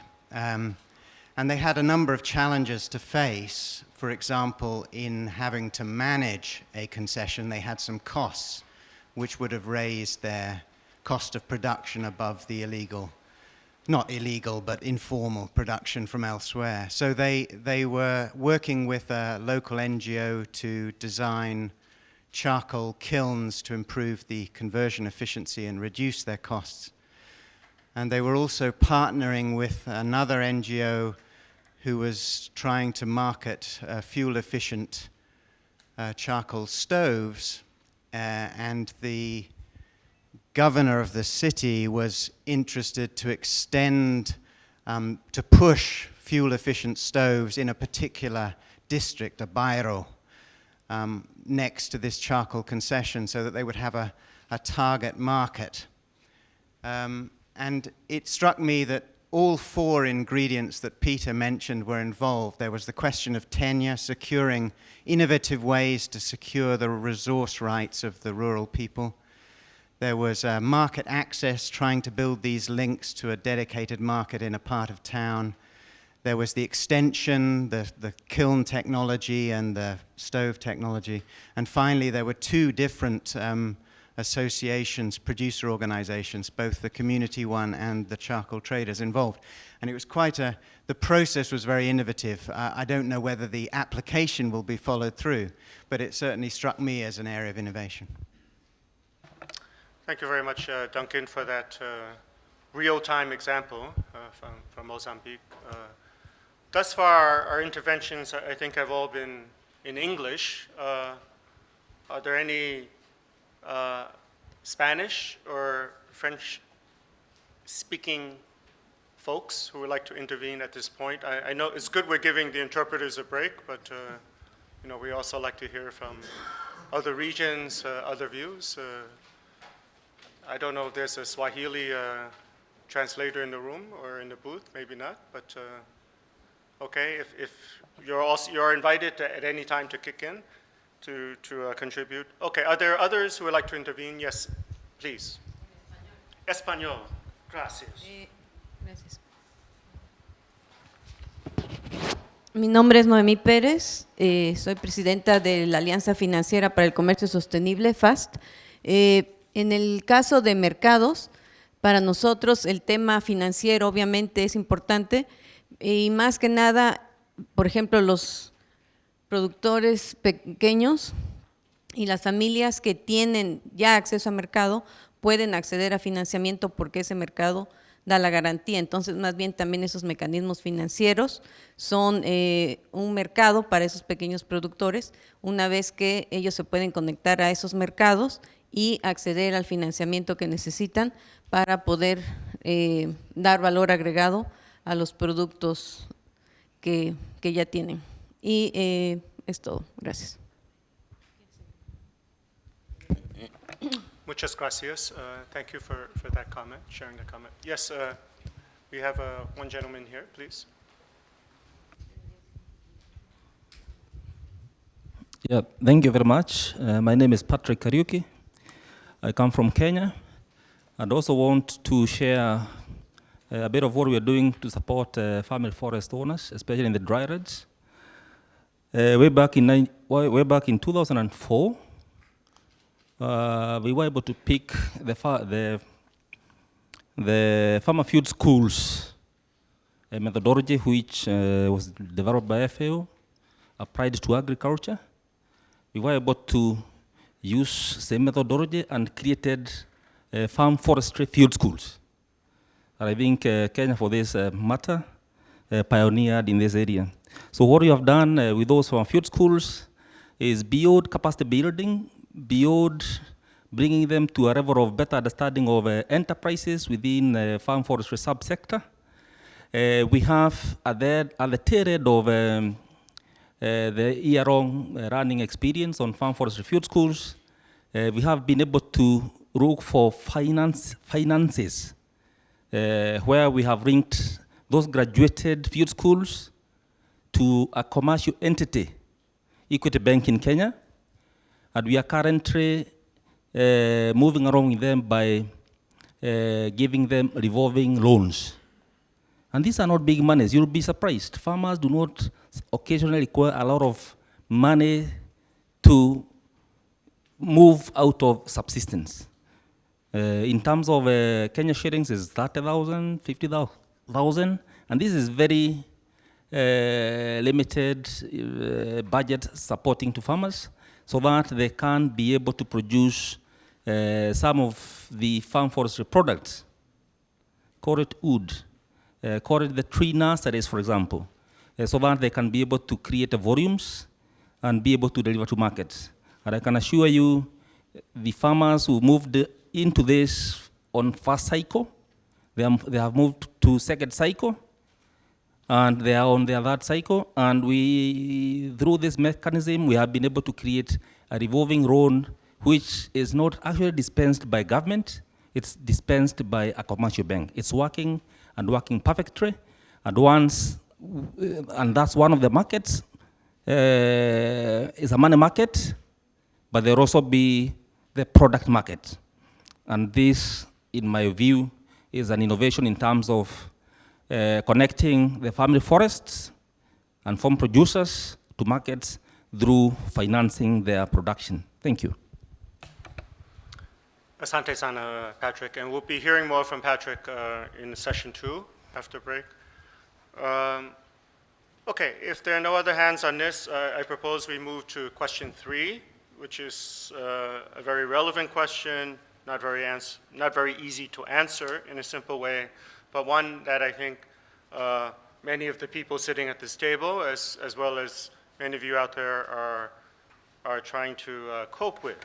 How can producer organizations balance the need to do advocacy, many of the policy-related stuff we've been talking about, with the need to provide the kind of services that their members need? I think, this is a tough question, and I don't think it can be answered simply, but we'd like to hear some of your experiences and views on this. Any takers out there?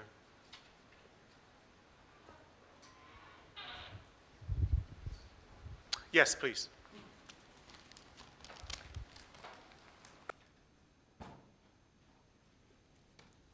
Yeah, thank you. My name's Geoffrey Wanyama. I come from Kenya. I'm the executive officer for Farm Forestry Smallholder Producer Association of Kenya. I think I have one answer to that. I don't know whether it's right or not, but I think I can share it. I think one of the things that producer organization can do so they don't lose focus about what they're supposed to do is to build their capacity.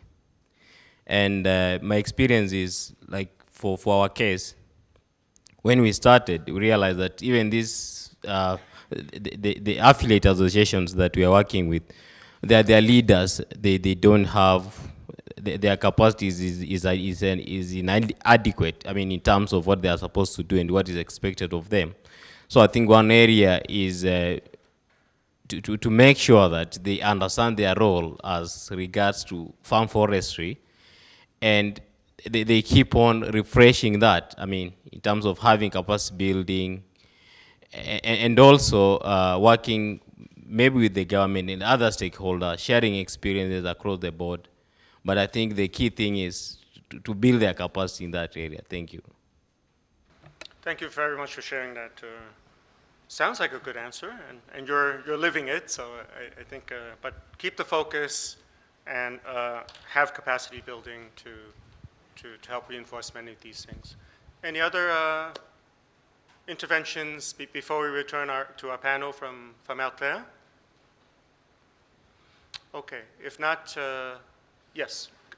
We'll give our friend from the Philippines, since I've been living there for 17 years, a second shot. If you can keep it brief, thanks. And thank you for giving us the favor for the second time. It's just that to support also what our Kenyan colleague had mentioned about the basic need is for the capacity building or strengthening of these producers' organizations.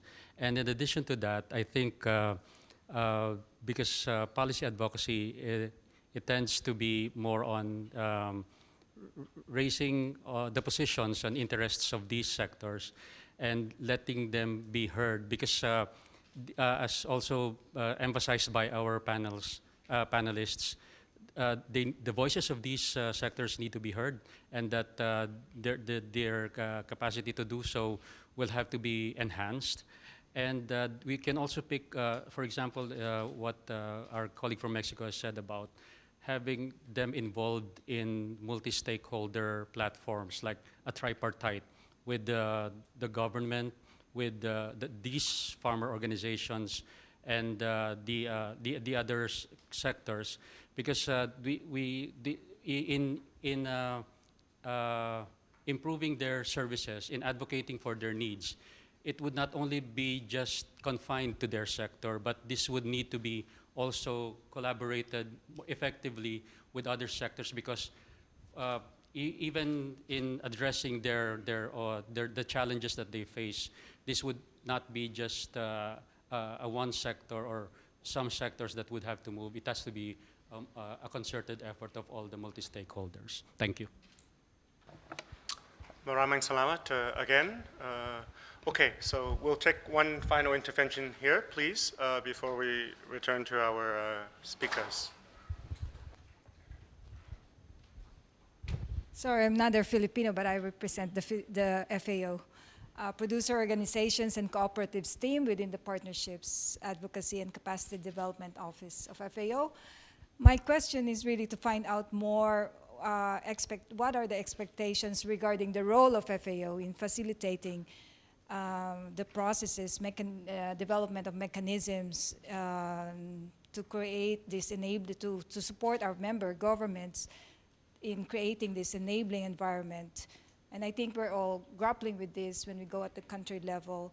So maybe if we can maybe ask our member governments also directly to respond to some of these issues that we want to hear. Thanks. Thank you for that. There may be more interventions out there, but I think you've thrown a lot, you shared a lot, and also thrown a few very pertinent questions, for our friends up front. So I suggest we give some time now for if some of our panelists like to address. There were a few questions provided. There are also many comments and examples. So I suggest we do this in reverse order from which you spoke before. So we'll start with from that end, and then we'll work our way over. So Manuel, would you like to make any comments or respond to, I think there were 2 or 3 questions that were asked before? Please. Sí, con mucho gusto. Bueno, algo de la respuesta que creo yo a estas preguntas radica principalmente y en primer lugar en el tema de la tenencia de la tierra. Definitivamente no es igual una comunidad, un ejido o una concesión de gobierno o una propiedad privada. Y en ese sentido, bueno, la familia que vive de ese terreno, de ese predio, pues tiene diferentes culturas, en el sentido de que se vienen pasando conocimientos de generación en generación, y bueno, pues vemos con con la mayoría de las veces, pues con mucha tristeza que se siguen cometiendo errores que se cometieron hace muchísimos años. Y en ese sentido, bueno, pues no podemos estar ciegos a que de alguna manera, con el paso de generación en generación existe la división de la tierra y eso hace que cada vez la producción sea menos sustentable. Es decir, que la familia que vive en y de los bosques o de los predios, pues cada vez tiene una situación más compleja para poderse sostener en esas áreas. Y en ese sentido, bueno, a través de esa situación económica pobre que se vive, en donde no hay rentabilidad en las actividades, pues es muy difícil incluir a la juventud. Entonces, algo de los principales problemas que tenemos en el sector rural es precisamente que los jóvenes no se pueden quedar en los ranchos o en las comunidades o en los ejidos, principalmente porque no están las condiciones dadas para que ellos puedan desarrollarse económicamente, para vivir de y ahí.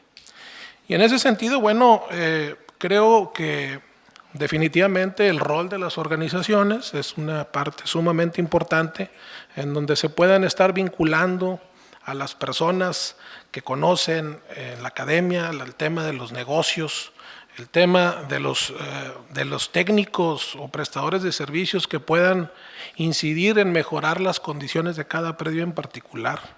Cada predio tiene su problemática totalmente diferente. Y vemos, por ejemplo, que vamos y vemos los números de producción de ganado, y en ganado tenemos una cosecha del 40 o del 50% de becerros, cuando si tenemos 100 vacas producimos 40 becerros, pues definitivamente eso no puede ser. Y nos encontramos con que los ganaderos hacen las prácticas ancestrales, pero no saben que su ganado está enfermo, no saben que tienen siquiera enfermedades que trajeron con otros animales que compraron. En fin, y no hay nadie quien se los diga. Entonces, en esa parte es donde nosotros tenemos que entrar como organizaciones a llevarle a la gente que sabe a ellos y ponerle de la mano del gobierno también, de alguna manera, para crear programas específicos, en ese caso, por ejemplo, de sanidad animal. En fin, creo yo que en base al crecimiento del conocimiento, al desarrollo de las capacidades, a que conozcan otro tipo de empresas que están trabajando y viviendo bien, familiares por supuesto, bueno, podamos hacer este tema de la asociatividad, en donde los pequeños productores podamos formar grupos especializados para comprar insumos que sean más baratos y vender productos a mejor precio. Y en ese sentido, bueno, pues podríamos pensar que para las generaciones futuras la seguridad económica que tuvieran en sus predios podría ser que ellos pudieran quedarse a trabajar definitivamente en el sector rural. Muchas gracias. Muchas gracias, Manuel. Gracia, would you like to make any comments at this point?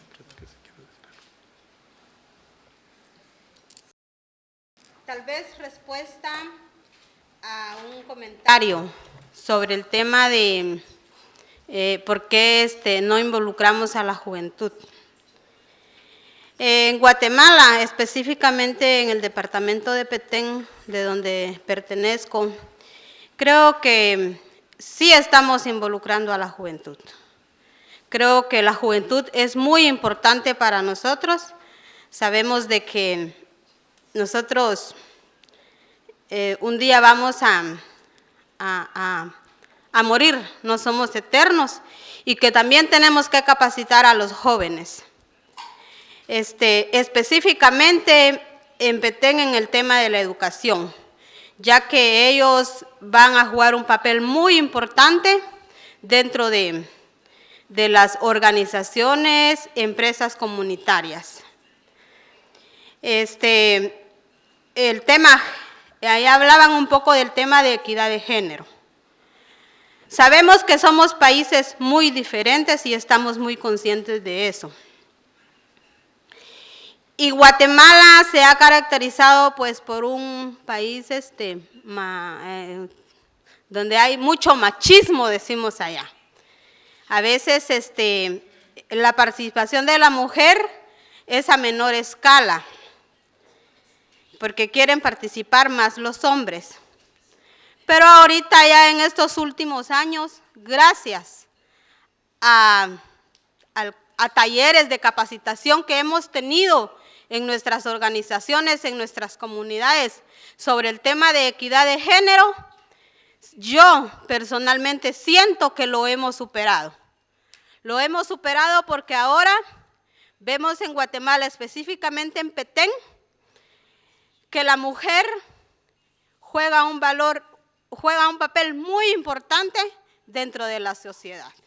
Y prueba de ello, estoy hoy acá representando a un grupo de mujeres productoras dentro de la cadena de valor de la nuez de Ramón. Este producto lo manejamos un grupo, pero no así solo somos el grupo que los beneficiamos. También incluimos a los hombres. Ellos también nos apoyan. Y quiero decirles de que existe la equidad de género y que hemos superado también ya quitarle esa venda a nuestros hombres. A que las mujeres antes solo éramos amas de casa. No podíamos participar. No teníamos ese privilegio, no podíamos recibir una capacitación, gracias a Dios ahora sí. Y yo en mi comunidad he visto muchas lideresas al igual que yo. Antes nosotros hasta teníamos pena saludar hasta a nuestras compañeras mujeres. A los hombres no les gustaba que nosotros habláramos con nuestras compañeras mujeres, pero debido a todo esto de la capacitación, yo siento que lo hemos superado. Y lo estamos superando y lo vamos a seguir superando. Creo de que conocemos de equidad de género, creo que hombres y mujeres somos iguales y no tenemos que ser egoístas, tenemos que darle también su lugar al hombre al igual que a la mujer. Y quiero decirles también de que en Petén manejamos muchos productos dentro de la reserva de la biosfera maya, como son los productos forestales no maderables y también el producto maderal. Y que creo de que tenemos que luchar para buscar mejor mercado a nuestros productos. Quiero decirles de que nosotros en Petén, nuestros antepasados nos enseñaron a convivir con el bosque y el bosque con nosotros. Mi comunidad tiene 83.558 hectáreas de bosques y tenemos el 95% todavía de ese bosque y vivimos en nuestra comunidad, tiene más de 100 años. Entonces tenemos que luchar por la juventud, porque la juventud va a ser la privilegiada de seguir manejando los bosques comunitarios en el departamento de Petén y en todos los países. Gracias. Muchas gracias. Thank you very much, Gracia.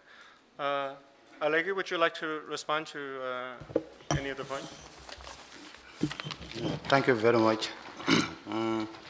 I think my presentation has dealt with some of the issues around of this question, like strengthening the understanding and support for connecting family foresters and family farms.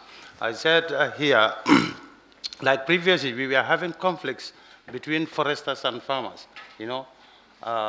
Having this platform where all the stakeholders, or even within the farming community, though we have the National Farmers Platform, that's the association that I'm heading, have all these farmers, the livestock, the aquaculture also. But then before, we don't have a National Forestry Farmer Association. Through the support of FAO some 1-2 years ago, they had this, we went around countrywide, community foresters. There was a program in the Gambia that dealt with community foresters. A cluster of villages or even 2 villages will come together, identify a forest, whereby we normally call it a community forest. These community forests throughout the country come together and form an association called the Gambia All Forestry Platform. It was in fact just last week when they even went for their annual general AGM that was supported by Forest and Farm Facility. So the need of these 2 family, forest and farm coming together is very important. In the Gambia, we have seen the results in it. Because like always, there is this inconsistent of having problems with foresters, with even livestock, farmers, with livestock owners, especially on animal tracking. We are seeing problems with wildlife, Department of Wildlife with farmers. So having a platform, a joint platform, where you have all the stakeholders in, which would also equally involve government also. In doing that, there is an innovation, that's the second question, like innovation connecting farmers and families and farmers, producers to the market. Within that discussions, during that platform, there is a program called Sustainable Land Management Program, of which IFFA is supporting some projects in the country. There was a discussion between this forest and farm platform with that project, of which we come with an innovative, whereby those lands, especially that has been used by these rice growers, closer to the forest, now we are putting in food trees like cashew. Cashew is one of our cash crop. In the Gambia, groundnut is the cash crop, but now we are seeing over the years, cashew is taking over with regards to groundnut, because as most of you may hear, groundnut that we have in Africa, or especially in the Gambia, they are talking of aflatoxin, of which it is difficult for marketing. But now cashew has trying to come up, which is a food tree. So we have coming up with that innovative, like those dry land areas where we are planting cashew. One, it will serve as a food, and it is easy. Already there are markets for it, and of which foresters and farmers all are involved in it. In the third question, that says producer organizations balance the need to advocate the need to improve service to its members. Yes, as I said before, we have this ANR platform, of which we were advocating policies. You know, previously, last month, 26-27, Gambia had this National Farmer Conference, of which National Farmers Platform headed it. We had this support from the FFF, of which about 28 forest farmers were involved in this conference. The conference was purely targeting policies around the agriculture and natural resources policy in the country. As one of the speakers said here, different countries have different policies. If you go to other countries, they have different policies. With the Gambia, we have one main policy, that is the agriculture and natural resource policy, that embedded livestock, forestry, even wildlife as one main policy. Technically, FAO supported Gambia government in drafting this policy. Producer organizations, with the support, as the other guy said, with the technical support or with this support, has done very well in regards to dissemination of this ANR policy. Because I remember 2 years ago, this 2012 was the year when this ANR policy was even launched by the Minister of Agriculture with other senior government officials. But it has been there up to last year when we had this support. The farmer-based organization has this support from the FFF, that this document was even out of the capital to provinces. We are the regional, that's the local authorities, the regional governors. We are even fortunate to even have a glance over that policy. You have forest officers, regional forest officers, regional agricultural directors. When we went around to sensitize them, equally with farmers, you know, they don't have it. So I think with the support, if it is given to a farmer-based organization or producer organization with regards to advocacy, and this has helped in very well. Farmers have said there are so many gaps in it. We know the policy would end in 2015, of which during the sensitization, there were some issues, because at first farmers were left out. In fact, these were drafted at policy level there. But with that sensitization, there were good issues or good programs that farmers thought these should have been part of that policy. Come 2016, if there is a support for government, obviously that would be inserted. Thank you. Thank you very much, Jerry Jeff Alegi. And next, Apsara, please. Yeah, I think I have the response in the third questions. I like to add in the third 3 points. It's the equal importance of the local community groups, capacity building process play the vital roles. And then as well as the coordination between the relevant government, non-government organization, and then civil society groups are the equal important, as well as the, in our practice in Nepal, if we regular dialogue with the different political parties and political senior leaders is play the vital role of the advocacy, and then as well as the we use in the different media, it's play the vital role in the advocacy process. I think it's the key points. Thank you very much, Apsara, for those 3 key points. And I think Eto, would you like to contribute? Yes, we'll look at questions number 1. And I think one of the speakers said that the best way to do this is through capacity building. Because if you are to strengthen the connection between the family forests and the family farms, our people capacity need to be built. And when we talk about capacity building, we talk about their voices being heard, being able to speak out. Because if that capacity are built and they are informed about agreements signed and the effects, the people will come together and they will have one bargaining power and they can say no to government. Like for example, we have the whole of Kema and bombing that have been taken away by Saint Dabi. And through the SDI, along with the farmers platform, we were able to go into Bapodu and were able to sensitize the people of Bapodu. And together with the people of Bapodu, they were able to say no. And up to now, they are still saying no. We don't know whether they will change, but I know for now it's still no. So if the people are educated and the people are actually informed, there are a lot of times people sign agreements, government sign agreements, and the citizens are not actually involved. But if the citizens are involved and they have the power to make decisions, there are a lot of things will not happen. But if they are not informed, things will happen and it will affect them greatly. And I will also look at number 3. Number 3, it will have to do with both national and local.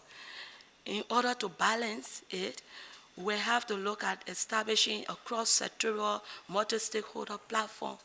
And with that, it will help on the line of advocacies. And at the community level, that is the local level, we're going to be looking at working along with CBOs, cooperatives, to be able to sensitize our people and spell out the message.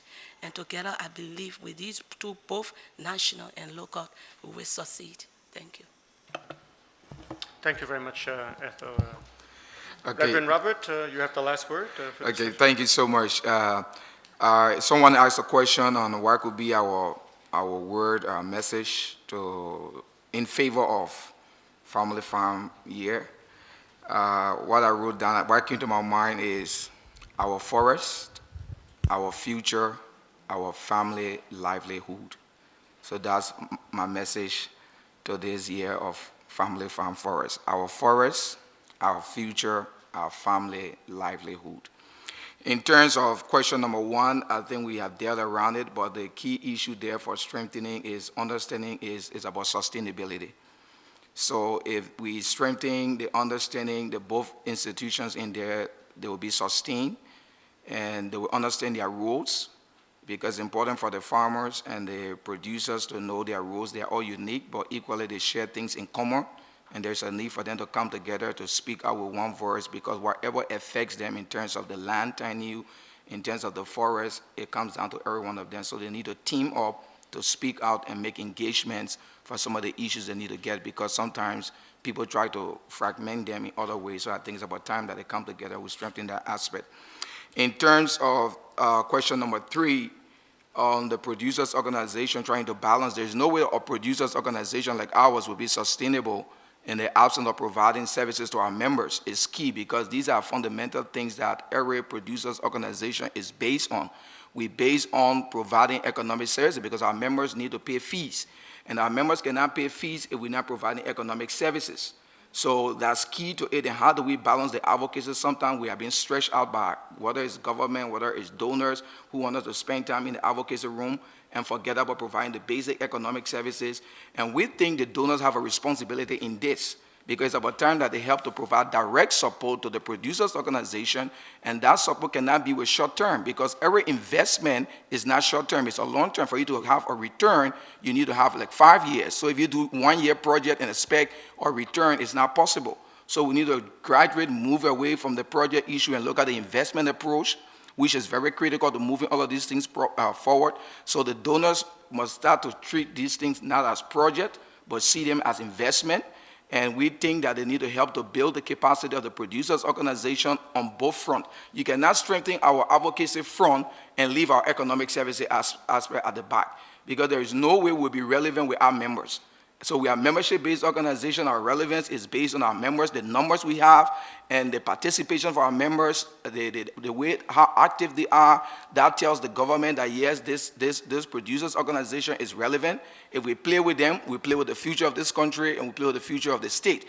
So the donors have a key role in this issue, because normally the producer organization on their own cannot be able to just produce the income to give it back to the members. They need support from both government subsidies, and they also need support from the partners, the donors, or whoever to help them. And it is more dignifying for the producers organization if they do their own work. But if someone is doing their work for them, you take away their dignity. So it's about time that we change the approach and allow this producers organization, they themselves, to implement their own activities, because it would dignify. It's dignifying when you work for your own money than when somebody gives you money. So it's about time that we stop taking away the dignity of these people and put it back to them by allowing them to do their own work, accept the mistake. There will be mistakes along the way, but we must accept it and work along with them, because they are in a learning and growing process, because growth is not just automatic. It's a process, and it comes with failures, it comes with mistakes, and we must be able to accept some of those mistakes that the producers organization will make, because most time people try to stereotype the producer organization. They don't have the capacity, they're not able to manage money, but nobody grew to manage money. Everybody learn how to manage money. So it comes with time. Even up to this time, as old as we all are, we're still learning how to manage money from time to time, so we must understand that along the way. So I want to submit this, and again, our forests, our future, our family livelihood. Thank you.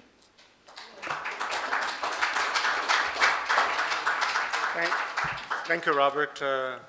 I think you've saved Jeff and Peter the job of wrap-up later on, although we have another session. They can't rest so easy yet. We'll break in about 2 minutes. Before we do, I just want to set the stage a bit for how we'll proceed. As anticipated, we did not get time to, although we've talked about this, to really deal with these question 4 and 5 directly. But I think through this conversation, we certainly have, gotten very good notions and examples of, how secure tenure can be developed, the steps needed. And for the question of number 5, I think we need to amend this. How can we ensure that women farmers and the youth, right, and youth groups are able to fully participate? And I thank you very much to our colleague from the Philippines and others for putting emphasis on that. We did not really get around to expectations of FAO, but that can be discussed during coffee break, probably more constructively.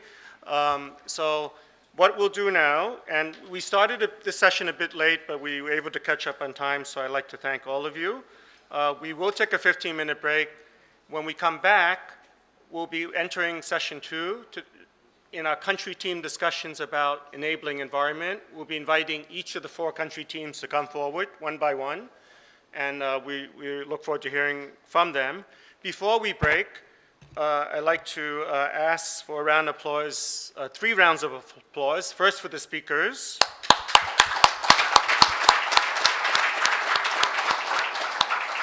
Then to all of you for your contributions, for your listening.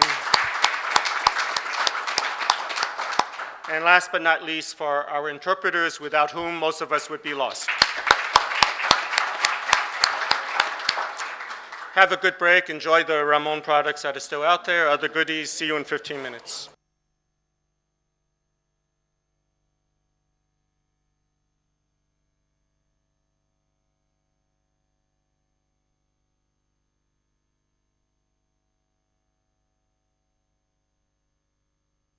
Back in. Is everybody? Okay. All right. I think in the interest of time, we should get going.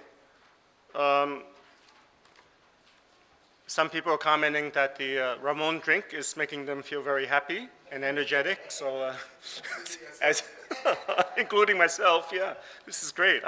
As soon as we get started with the Swedish team, I'm going back for refills. If anyone would like, I'll bring some glasses. I'll bring the whole vat of Ramon drink back in. Okay, so good. We're refreshed, and now I think this session one we really made a lot of headway into discussing these 4 key principles that Peter outlined for us from the onset, as well as the very important interrelations between family forestry and family farming. So in session 2 now, we really want to focus on we're using the term enabling environment for family forests. And to guide, there's been 4 country teams invited. And I'll introduce them briefly, but they are from Sweden, from Guatemala, from Kenya, and from Myanmar. And I think countries with diverse experience in this area of building cooperation, building good relations between government and producer groups, but very different histories. In a few minutes, we'll hear from our colleagues from Sweden, where they've had over 100 years, right, or more of experience in building this kind of relationship and enabling environment. And we'll, at the end of the afternoon, hear from Myanmar, where the experience is much more recent in developing these working relationships, cooperation between government, producer, and community organizations. So this will be quite interesting as we move along. So basically, we will invite the country teams one by one. Each will have 15 minutes. And this was sent to our colleagues in advance. These 3 questions we'd like to have government and forest producer organizations from each country address, have a conversation around. How would you describe the working relationship between the forest producer organization and the government in your country? And how did you arrive at the relationship you have today? What benefits, secondly, what benefits would you say are flowing from this relationship? Are there particular processes or policies that are helping to facilitate this relationship? What is working well and what accounts for this success? And thirdly, what challenges do you anticipate moving forward into the future? So again, a lot of pertinent but somewhat difficult questions, perhaps, for the teams to address. But I think after hearing from the 4 teams, we'll have a better handle on what's on these questions. And then we'll open up again as we did before and invite interventions from the audience. So this is kind of the format. At this point, we have our first team here already assembled, colleagues from Sweden, Björn Merkel from the Swedish Forestry Agency, and Lena Atzel, Senior Advisor for International Affairs, Federation of Swedish Family Forest Owners, as well as the Vice Chair of IFFA. So these gentlemen now will engage in a conversation around these 3 questions, 15 minutes. After about 10 minutes, maybe I'll just show you the yellow card for reference. Okay, please, gentlemen. Thank you very much, and thank you very much for inviting us to this session. With our long history, we would like to start and to give some introduction to how we arrived to where we are today. Yeah, if we start in the 19th century or even before that, the forest in our country more or less had no value. There was some people that needed wood as fuel wood and for the households, and also for using the forest for their cattle to graze in. But then it was also at the time when the farmers themselves had difficulties to have full occupation during the whole year. During the summer season, they were fully employed in the, or fully occupied in the agriculture, but in the winter time they had difficulties. So at that time there was a time when the state were able to give the farmers state forests to be able to increase their income and also occupation over the whole year. And one very, very important thing in this regard is that the property that the farmers were having or were given, it was very much the ownership of the farmer itself, both agriculture as well as the forest. A dramatic shift happens when we entered the industrialization, the early day of industrialization. In Sweden, that was a question of sawmill industry was growing, and suddenly the forest got a very much increased value. And we, the smallholders, were faced with buyers who wanted our forest, and the forest became a little bit like a grab and run situation, and we were actually in a phase of deforestating Sweden. And this created a crisis, of course, and this was creating a political panicking. Yeah, and then from the governmental side, it was a lot of discussions on how would it be possible to stop this over-exploitation of our forest resources. And that resulted finally in our first forest policy in the beginning of the 1900s, where we had the creation of our first Forestry Act. It was also creation of regional forest authorities that would be able to support the small forest holders, especially with extension advice, how to manage the forest, and also that also resulted in a movement that we started to reforestate our lands, our degraded lands. And one thing which is very important in this regard, that's the Swedish Forest Authority does not manage any state forests, because then you could have, that was also a possibility that we could give advice to forest owners, and the forest owner trusted the advice they got from us. If we also had been able to manage the state forest, I think it would have been some more reluctance from the forest owner side to handle and take on board those advice we were given. So we had a supportive forest authority. The state was supportive to us. We had the market. The market was perhaps even too eager, because they were so eager of getting our wood. The problem was, however, that we could not handle the market. On the marketplace, the smallholder were very, very vulnerable. We could not negotiate the price. And we were cheated. We were provided alcohol and other things. So we faced that this is not the right way to do it. So locally, in the villages, independently, we started to form some kind of simple associations, simple things working together, trying to defend ourselves, at least having a minimum price when these buyers were coming. And little by little, these associations got stronger and stronger. But the really root of the whole thing is, of our producer organizations, is to protect us when the market buyers are acting in an evil way. And from the government side, there was some support to the activities within the forests, mainly on road construction, drainage of wetlands, and some other activities to help the farmers to be able to increase their production on their forest land. And also the state was establishing a cap of the company's purchase of land, which still is in place. The companies in Sweden, the big ones, cannot go beyond the 25% ownership as they have. And the majority of the forest in Sweden is family owned and will remain so.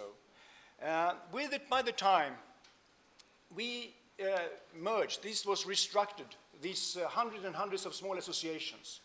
And in the 1930s, we were down to 35. And at that stage, we also saw that it's not enough only to deal with the market. We have to deal with the policymakers as well. That's why we at that point, had established our Federation of Associations. A tiny thing, 2 people, staying in Stockholm, trying to be a voice for us, also for the policy work. And for the government's point of view, I think it was good to merge and also to have the national federation, because then it would be much easier for us from the government side to have somebody to talk to, instead of talking to hundreds or even more forest owners associations. It was more easy to discuss with one, and then was also assured that this kind of information and the dialogue we had was also spread to all the others. And little by little, we grew as associations. We were actually asked by the government during the wartime. You know, in Sweden, we don't have any fossil energy, and we were dependent on importing coal, etc. But because of the Second World War, we were asked to provide the cities with firewood. And that was a new and important income for us. So with that money, we were also able to enter little by little in the sawmill industry ourselves. And when it comes to the 1970s, there was a movement in Sweden, that a growing interest in the environment, and a lot of environmental organizations were created, and there was a lot of concerns of how the owners, both the big ones, the big forest industry, as well as the small forest owners to some extent, how they were managing their forest. And we also saw that that kind of discussion that came up during that time entered into a very, very detailed forest legislation in our country during the 1980s. And we were upset about this. We didn't like that at all, that the state was so detailed in describing what I should do in my land. So we were in strong opposition to this detailed thing, because we also believe in that if you have many decisions among all these family owners, you also will gain a diversity in the forest, which is also had value for the society. And the discussion we have had over the years has kind of created some kind of trust between the forest owners and also from the government side. This detailed legislation, during that discussion, we realized from the government side that the detailed legislation was not a full way forward, because we understood that the forest owners really, and also the forest industry and some others, thought it was too much detailed and too much intervention on the ownership of the owners. So in 1990s, we had a revision of the forestry legislation, and it was influenced from the outcomes from the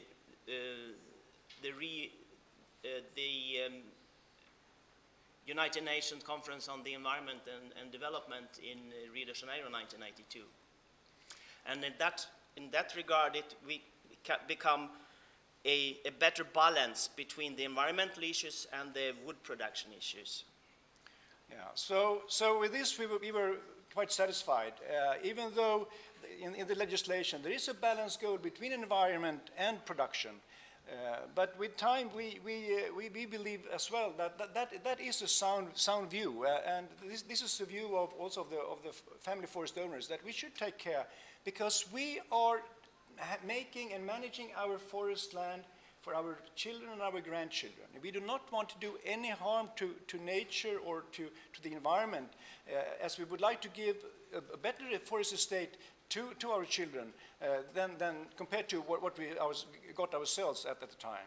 So now we are up to where we are today, and what kind of benefit can we say that we have reached? Well, I would say that today we have a rather good dialogue between the Swedish Forest Agency and the forest owners, also including other stakeholders. And we have a rather good dialogue, which means that we have both formally discussions, but also informally discussion about the policy that we are making. And from that point of view, I think we have a better understanding and acceptance of the policy we are making and also the implementation that we are carrying out. And we, of course, we enjoy this respect shown by the state. We are not really working to stop governmental proposals. We want to improve them. We want them to make realistic, we want them to be sound, and we want to understand why we have to do various kinds of regulations. So that is what has followed this maturity of our relation, where we have a dual respect, and which I think is really, really a win-win situation. And if you look at what we have achieved with the 4 pillars, with the land ownership, with the market access, with the supportive authority, and the strong forest owner producer organization, is that we have doubled the amount of wood in the Swedish forest. The forest cover has been restored. Since we started to measure in 1920, we have double the amount of forest, and we are still increasing every year at the same time. That we has harvested 6 billion cubic meters to shift Sweden from an emigrating poor country to a welfare state. That's a story to tell, I think. So, and I think we have a respect between each other, and if we should go and talk a little bit about the challenges we are facing from our side, from the government side, we see the urbanization going on all over the world, and that urbanization will change the demands and the requirements on forests, and that is a challenge for us in our respect, and we're trying then to balancing the various interests on forests, which try to balance all the 3 pillars of sustainable forest management. I mean, the drivers for family forestry, that we have the property rights, and the forest consists of an asset for the family, which lead to this win-win situation, that we have better livelihoods on the Swedish countryside. We have better forest cover, and we have achieved a sustainable forest management as we are managing the forest for our children and grandchildren. And I think that the challenge we are facing today, and where we sometimes have different opinions, is that the state has to balance opinions, many times coming from the big cities, where the 85% of the Swedish people are living these days, who have a lot of ideas about my forest. They have lots of ideas how I should manage my forest. And that balance is a tricky thing for them to handle, because Björn is working with his minister, and his minister is elected, and most of the people who is voting lives in the big cities. So they have, and by putting too much on ahead of us of detailed things or things that we should do or not should do, you are touching the driver, the ownership right, the freedom of decision of us. And the worst case, when they told us, you're not allowed to touch those trees on your land, then no market anymore. That doesn't consist of any value for us anymore besides looking at them, which is nice, but in the end, we also want a good livelihood. And that balance is a trick that we have to consider to work further with. But I think with the basis of the respect we have achieved, we are happy. Yeah, and from our side, I think it's a challenge also trying to increase the understanding of the forest policy implementation. And in this respect, we are now in a dialogue with different stakeholders to understand the different values in the forest and how we see them. We can understand the forest owners have their view of the forest, but we also have to take into consideration the views of others that also have access to forest. So that's a very tricky thing. And what we have done now in the dialogue is trying to communicate together and see how do you look upon a forest and how do you look upon a forest, to have different views and do this in a group, so we have a better understanding of the different viewpoints. Thank you very much.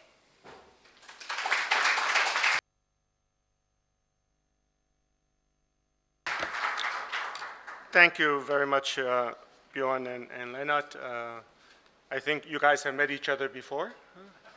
I get the impression. Twice? Only twice? Okay. Each time for about 10 years together. But thank you very much. We can liberate you now, but certainly I think we have learned a lot from your, it's over here, from your experience in Sweden, and I think, you know, the points you emphasize about building trust, building mutual respect, building a dialogue. So that was excellent. And thank you also for your excellent time management. I was just able to sit there and enjoy your presentation.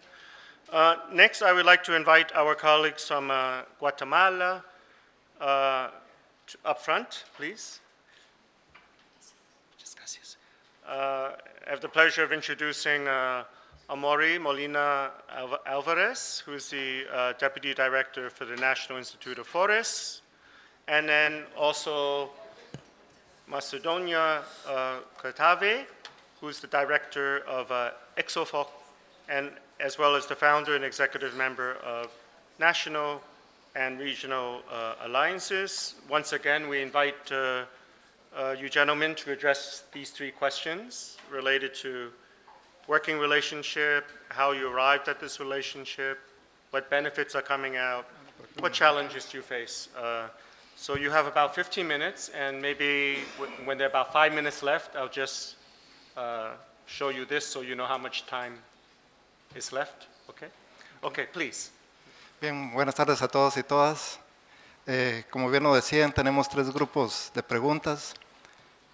Como representante del gobierno y del servicio forestal del país, voy a agarrar el primer grupo respecto a cómo describiría la relación de trabajo entre las organizaciones forestales y cómo llegamos acá. Y en este caso le dejaría a Macedonio Cortave como líder comunitario las siguientes 2 grupos de preguntas. Creo que es la mejor persona para hablarle de los beneficios que se han recibido y los retos que ellos ven. Quiero comentarles en principio y ponerlos en contexto. Guatemala es un país de Centroamérica, tiene 108,000 kilómetros cuadrados y su nombre deriva del náhuatl guatemalán, que significa tierra de árboles. El náhuatl es un idioma, en aquel tiempo de la conquista era el idioma comercial y imagino que cuando llegaron los españoles y preguntaron cómo se llamaba acá, y dijeron guatemalán, estaba totalmente cubierto de árboles. Esa no es la realidad de ahora.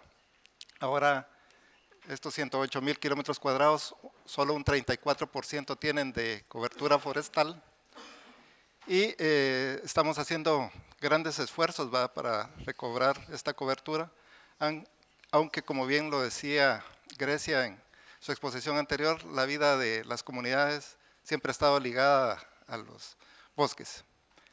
Entonces podemos ver que tenemos un capital natural, que son los bosques.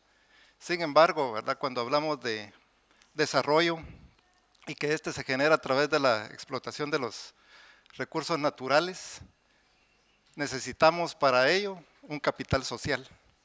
Y ese ha sido el reto. Cuando hablamos de este capital social, ¿verdad?, no quiero decirles que no existía. La organización comunitaria ha existido desde siempre.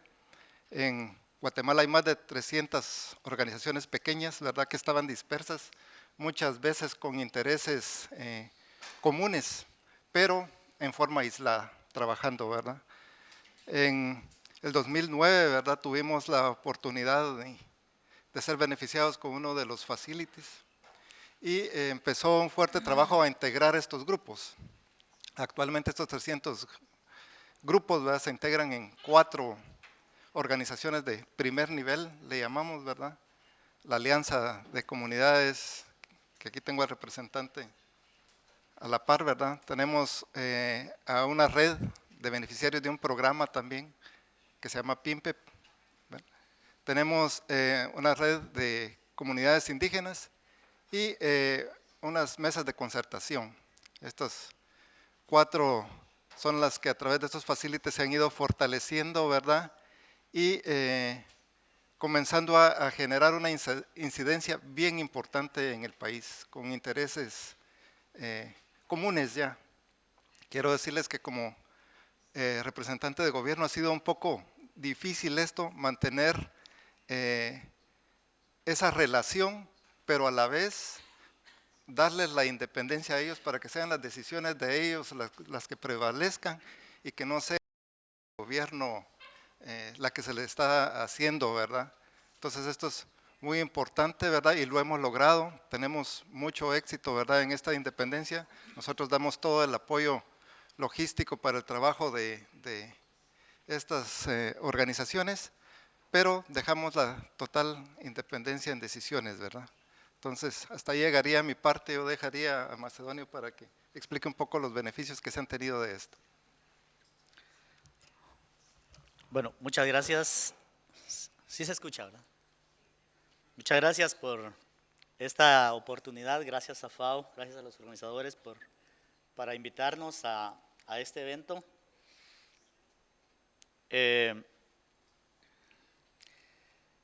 Básicamente la relación institucional, en este caso de las organizaciones, yo pues represento, como bien decía ya aquí mi amigo Amaury, la Asociación de Comunidades Forestales de Petén en el departamento de Petén, de donde viene también la compañera Grecia que acaba de ser oradora.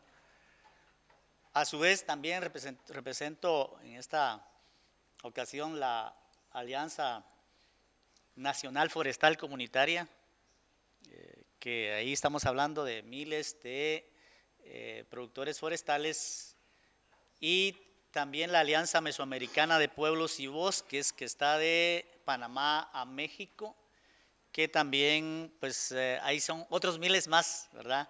Sin embargo, por el tiempo corto, trataré de explicar un poco cómo ha sido la relación y cómo se ha fortalecido la relación de las organizaciones comunitarias, en este caso la organización local, ¿verdad?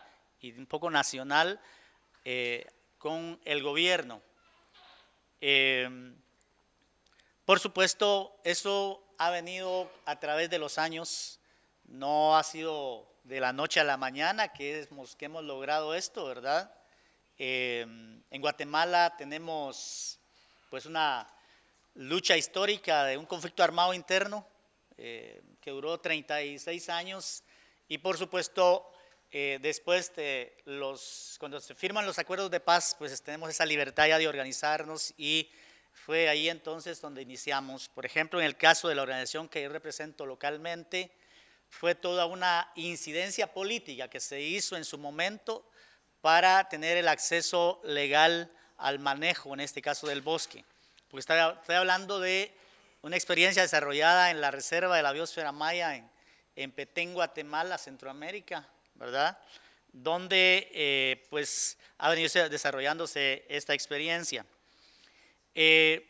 La relación con el gobierno básicamente es con dos instituciones del Estado, que es en este caso con el Consejo Nacional de Áreas Protegidas, que es en su mayoría donde trabajamos, y también en este caso con el Instituto Nacional de Bosques en Guatemala.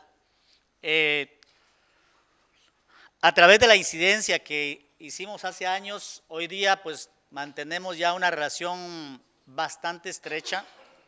En nuestro caso, como organización, hemos pertenecido siempre, ya sea una en otra estructura de estas de gobierno. Por ejemplo, fui 6 años miembro del Consejo Nacional de Áreas Protegidas, que es la autoridad máxima del Estado de Guatemala, en este caso del CONAP. Y actualmente también soy miembro de la Junta Directiva del INAV.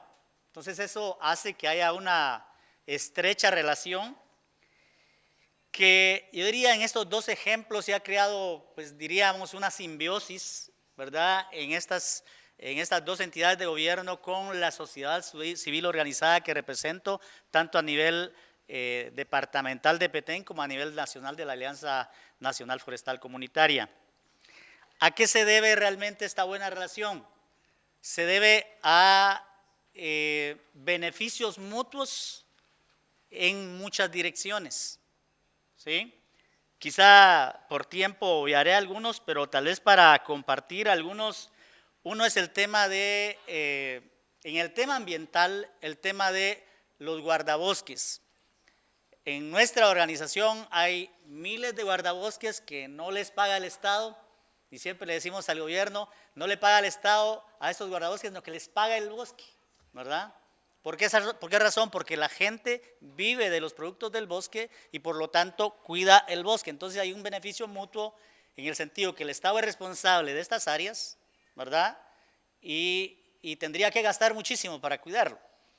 Por otro lado, en las áreas no protegidas, también nuestros grupos son beneficiarios con el programa de incentivos del INAV, ¿verdad? Que le llamamos PINFOR, es un programa de incentivos, y también un pequeño, mejor dicho, un programa para pequeños productores forestales que se llama PINPET.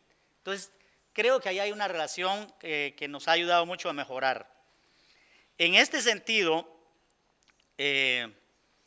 estas tareas de control y vigilancia que se realizan han generado impactos importantes positivos.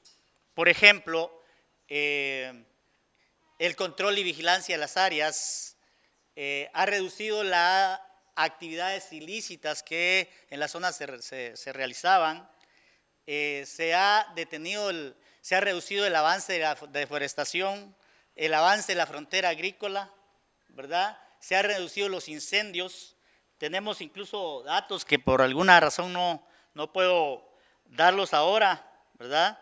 Pero ha habido en este sentido una serie de beneficios, ¿verdad? Que diríamos, la gente se beneficia del bosque y el gobierno se está beneficiando de que la gente cuida el bosque, ¿sí? Entonces creo que ahí es donde esta relación se ha mejorado.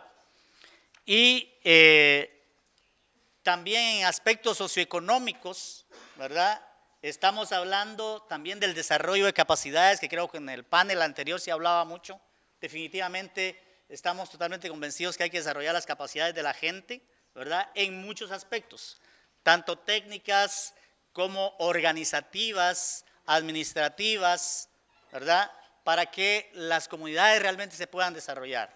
O sea, es muy fácil hacer una organización comunitaria, pero es más difícil hacer una empresa comunitaria.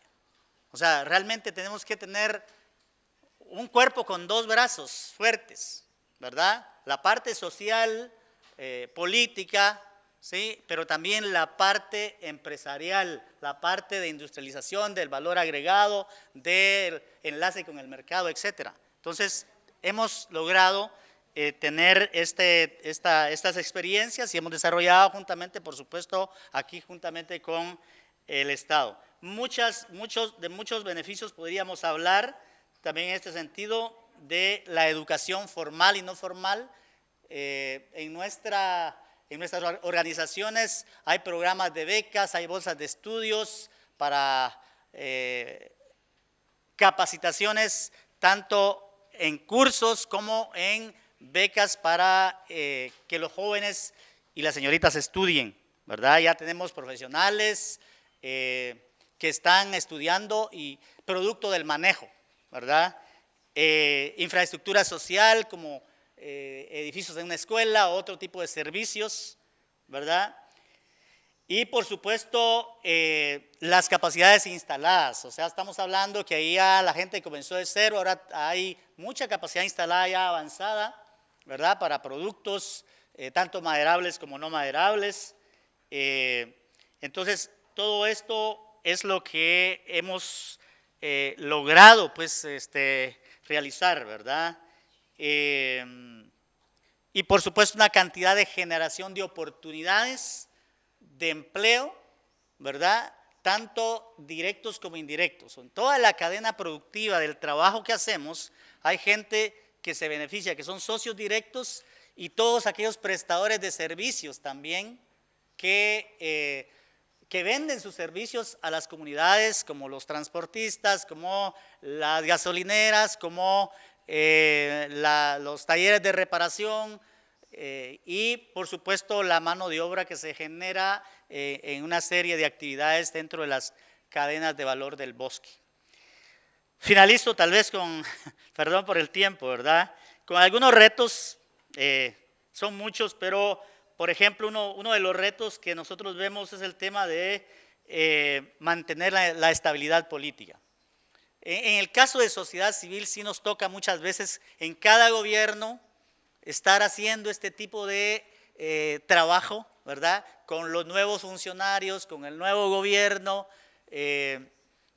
Por supuesto, en los últimos 3 periodos hemos tenido que hablar incluso con el mismo presidente de la nación para poder presentarle las necesidades y de esa manera que las políticas que se emiten no perjudiquen, ¿verdad? Entonces creo que la estabilidad política para nosotros siempre es un reto mantenerla y por supuesto que es importantísima y por supuesto también económica, ¿verdad?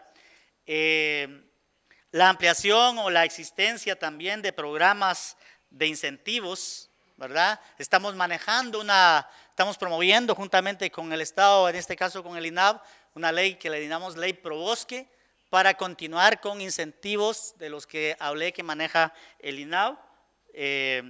Y para nosotros un reto importante es seguir manteniendo y fortaleciendo la organización comunitaria desde lo local, nacional e internacional. Estas redes que tenemos, estas alianzas que tenemos, tienen que seguir siendo fortalecidas porque de esa manera es que podemos salir adelante beneficiando también a nuestras organizaciones más a nivel local.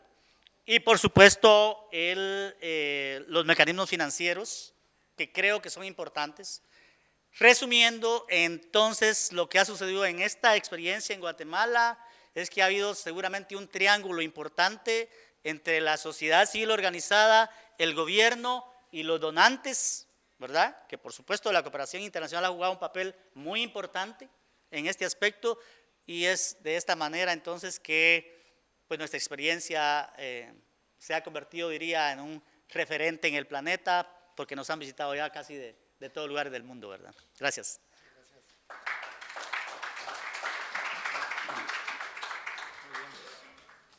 Sí, vamos.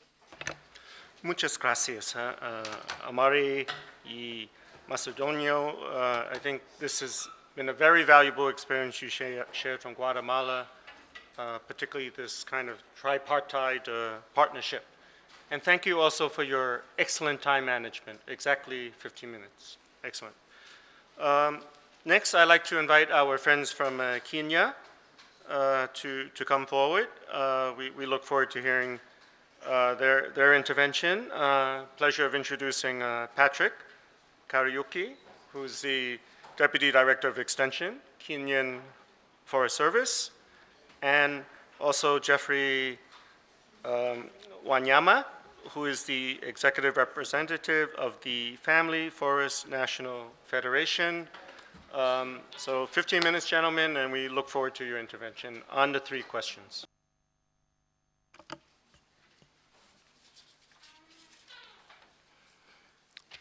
Okay, thank you very much, moderator. We shall be very brief and to the point. We will handle the areas that we have been assigned, the 5 of them, the working relationship, how did we arrive at this, then benefits, then are there particular policies, and then what is working well, and we'll also share with you challenges in what we are doing back home. So briefly, in terms of working relationship between the farm forestry smallholder producer organization and the government of Kenya, let me point out that we are handling a very young relationship. The smallholder producer organization was established in 2013. That is when we had it registered with the Office of the Attorney General. But having said that, we have a long history of forest extension services, which we can trace to a government policy shift way back in 1971. But basically, let me point out that our relationship is good in terms of what we have set out to do as government, together with the smallholder producer organization. And in addition, let me also confirm that the government of Kenya is very keen to expand the production of wood and to increase national forest cover. And these are well articulated in our constitution. We recently wrote, our constitution is 2010, and in the constitution there is a requirement that we must put Kenya to at least 10% of land area and forest. In addition, in terms of this working relationship, the government has a full-fledged national forest extension program, which is financed by the National Treasury, and specifically this program focuses on forestry outside the state forest areas. In addition, we have, as a country, also devoted 420 both technical and professional foresters who are dedicated to provide forest extension work only. And these officers are not assigned duties which are related to the state forest areas, where we have plantation forests and where we have management and conservation of natural forests. And I can assure you that these pool of professionals are doing a good piece of job. In addition, from our own assessment as a country, farm forestry, which is our formal terminology, and which is also family forest farming, has been accepted by many land owners across the Kenyan landscape. And this is as a result of very many inquiries, which, especially on my desk, which I receive on a daily or on a very routine basis. Our youthful farm forestry smallholder producer organizations recently created, whose executive officer we have, Geoffrey, is vibrant. Within the short period that they have been there, there's a lot of potential for further development, and we're really looking forward to working together with the membership of this very young entity. In terms of, before I hand over to my colleague, in terms of how did we arrive at this particular relationship as a country, I would point out there was a deliberate government policy to support tree growing outside the state forest areas. And for this, we have our farmers, we have our communities, whom we have supported since 1971. And by 2013, I think it's just like that, we have them being organized in the form of an association. In addition, the service which I work for as a government officer, I am in charge of forest extension services, and we have capacity building as a core business for forest extension services. And our major role has been to encourage the formation of farmer networks, which are the lower case of associations, so that they can be able to reach out their products into the markets. And of course, in Kenya, we also have a very vibrant private sector and non-governmental organizations within the forestry sector, and these have been very instrumental in mobilizing the farmers to move into these 2013 farm forestry smallholder producer organizations. And of course, how did we arrive in this kind of an arrangement? Today, starting from 2013 and moving forward, there has been a lot of discussions between this association and government, and we can only look forward to having a better relationship. And I would wish to pause here so that my colleague also says one or two things in terms of benefits. Thank you, Patrick, for that. In terms of benefits, I would say one of the benefits we have realized that we now have a platform to engage tree growers, which has not been there. And the other thing is, as smallholders, we are really helping the government to achieve its goal of increasing the forest cover to 10%. And in doing that, as my colleague said, relying on government-owned forests alone cannot fulfill that goal. So smallholders are really playing a very important role in terms of helping the government and to realize that goal. The other thing is we are, as Kenyans, we have now increased level of awareness. People are starting to see the benefits of tree growing, both environmental and economic. At the moment, we have, many farmers are showing interest to engage in tree growing, especially, I'll mention one thing.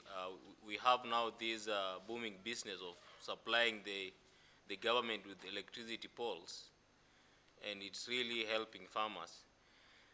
The other thing is, of course, all these have the potential to reduce poverty and also create employment, and at the end of it all, improve livelihood of the people.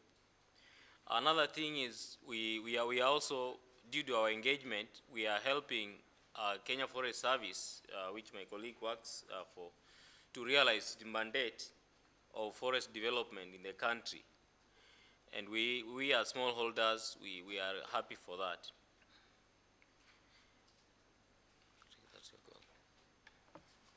Yeah, thank you very much, Geoffrey. I want to take you to the next point of discussion. This is with particular reference to other particular processes or policies which are helping to facilitate the kind of relationship that we have been growing with our farmers who are in forestry. Number one, as a government, the wider willingness to register and to support associations through the State Through Office starts out very strongly. The other point is within our national development blueprint, we have a Vision 2030. There's a big pronouncement or a strong pronouncement on promoting farm forestry activities, both in the high rainfall areas and within the drylands.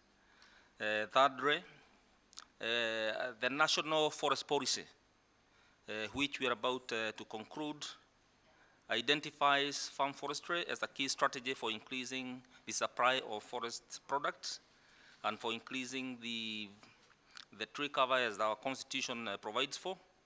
The other thing is within the Forests Act, it provides for the registration of private forests, and this registration allows our farmers to access the benefits. And moving on, we also have another piece of registration which is really supportive of increasing the involvement of farmers in tree growing, the Farm Forestry Rules 2009, in addition to the availability at the moment of high quality tree planting materials, which we feel will also go a long way in supporting forestry by our farmers. What is working well and what accounts for this success? One, we now have a nationally registered association. This association has over 4,000 members with the potential for recruiting more, and it has 6 local chapters. I think we are almost now up and about from crawling to learning. Then the willingness of farmers to form the local chapters. This is very important in terms of accounting for this success. And the partnership with Kenya Forest Service and other stakeholders on promoting farm forestry out in Kenya. Of course, there's high levels of awareness among Kenyan communities on the need to grow trees, and now they have identified this as a potential investment within the rural landscapes. And Kenyans now are about 40 million, and this has created very high demand for wood products, both for domestic use and for our industries. And of course, there are now very good returns for persons or for farmers or for family farms who are selling their trees. And of course, the need to come together and forge a common front to market the tree products is part of what is accounting for this success. And over to Geoffrey to drive you through a couple of challenges. As I wind up, this is not happening without challenges. One of the things we have experienced is that farmers, at the moment, they are concentrating on one species of trees. Like I said, for poles, they are concentrating on eucalyptus. As I don't know what is the name of it? Yes, eucalyptus. And as you may be aware, some of these species may not be friendly, and that also limits them in terms of having a broader spectrum of tree species to rely on. Then the other thing is value addition is very minimal, so there's no value addition at farm level. That's a challenge. Then if we look at the whole market value chain, there's no efficiency, so it's also something we need to work on. Then the other thing is lack of data on private forest owners, and also market-related data, and also data on pricing.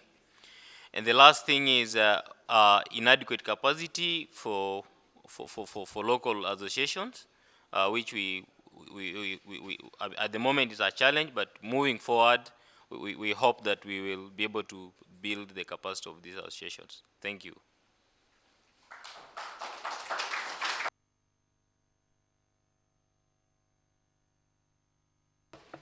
Asante sana. Thank you very much, Patrick and Jeffrey, for addressing those issues, questions square on, and also thank you very much for your excellent time management. All of you are making my job very easy. I think I can go out and have some more Ramon drink. So last but not least, we'd like to invite our team from Myanmar to come forward. And I understand that they also endured some challenges in getting here because, because their plane had some mechanical difficulties, had to return to Bangkok. They had to spend the night there, but they arrived this morning. So we're very happy they're here. Let's give them a big hand for that.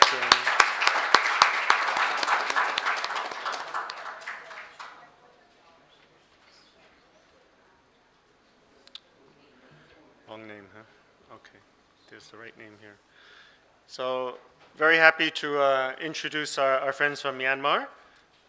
We have Tin Tsui, who's the director of the Forest Department, Ministry of Environmental Conservation and Forestry, on the government side. And then on the side of the community and producer organizations, we have Yu Win Pen, who's the chairman of Ao Chong Village Community. And he will be assisted in translation by Ong Tang Zin.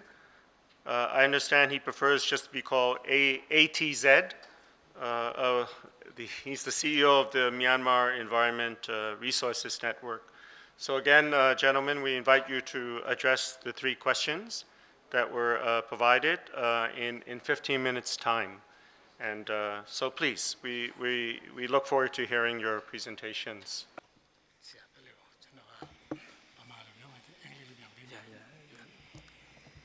So the chairman of the community forest user group, UMF, will start on the establish and deal with the forest development. So he will explain in Myanmar language, and I will translate.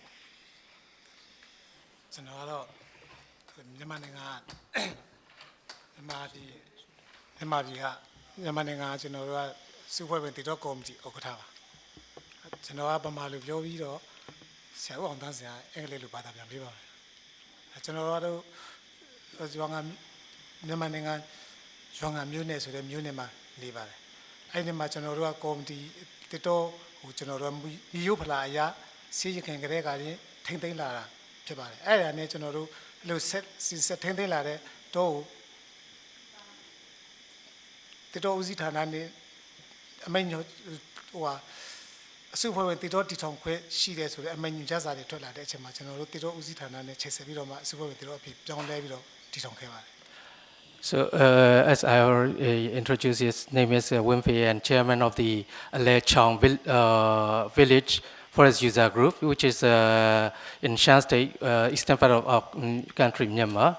And they manage their forests around their villages.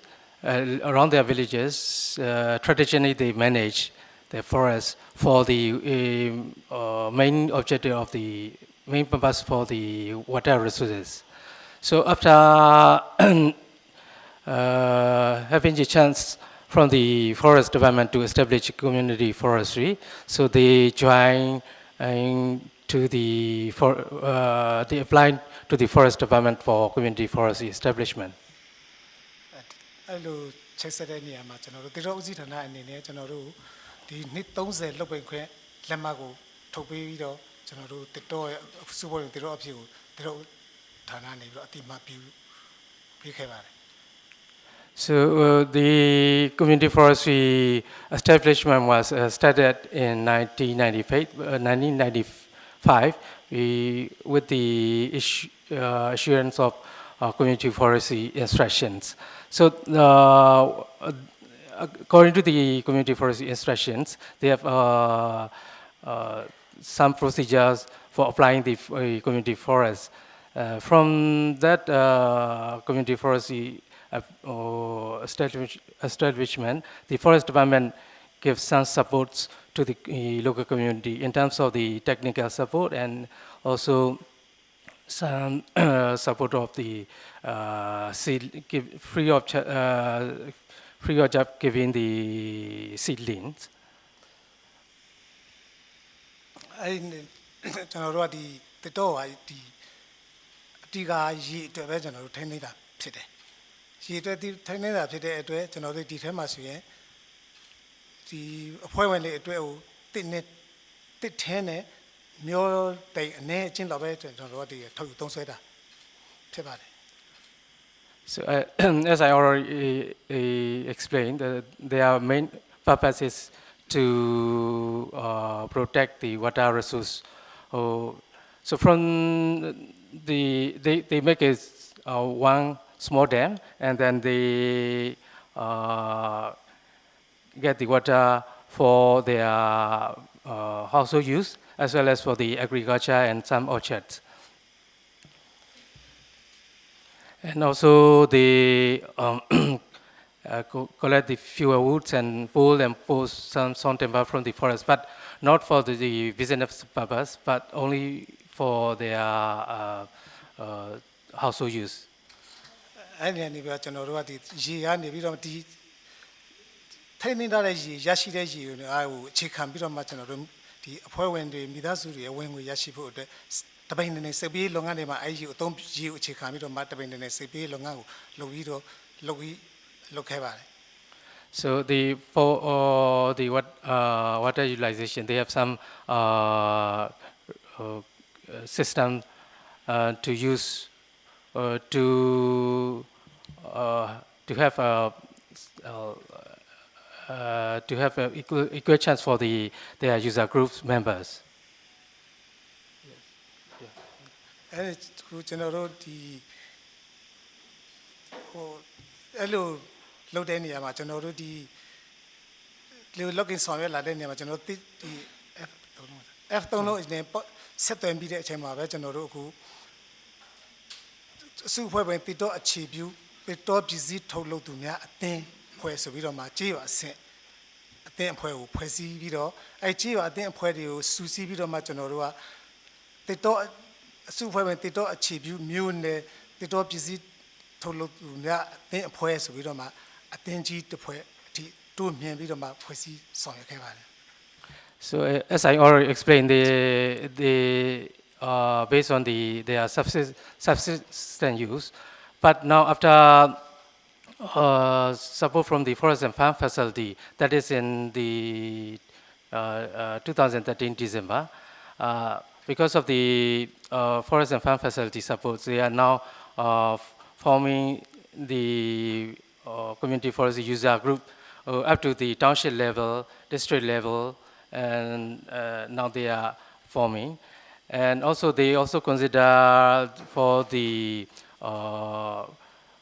other forest product diversification, because not only the fuel and wool and post, but also now they are going to produce other products like elephant food yam, canes, etc. So that is with the support of the Forest and Farm Facility. They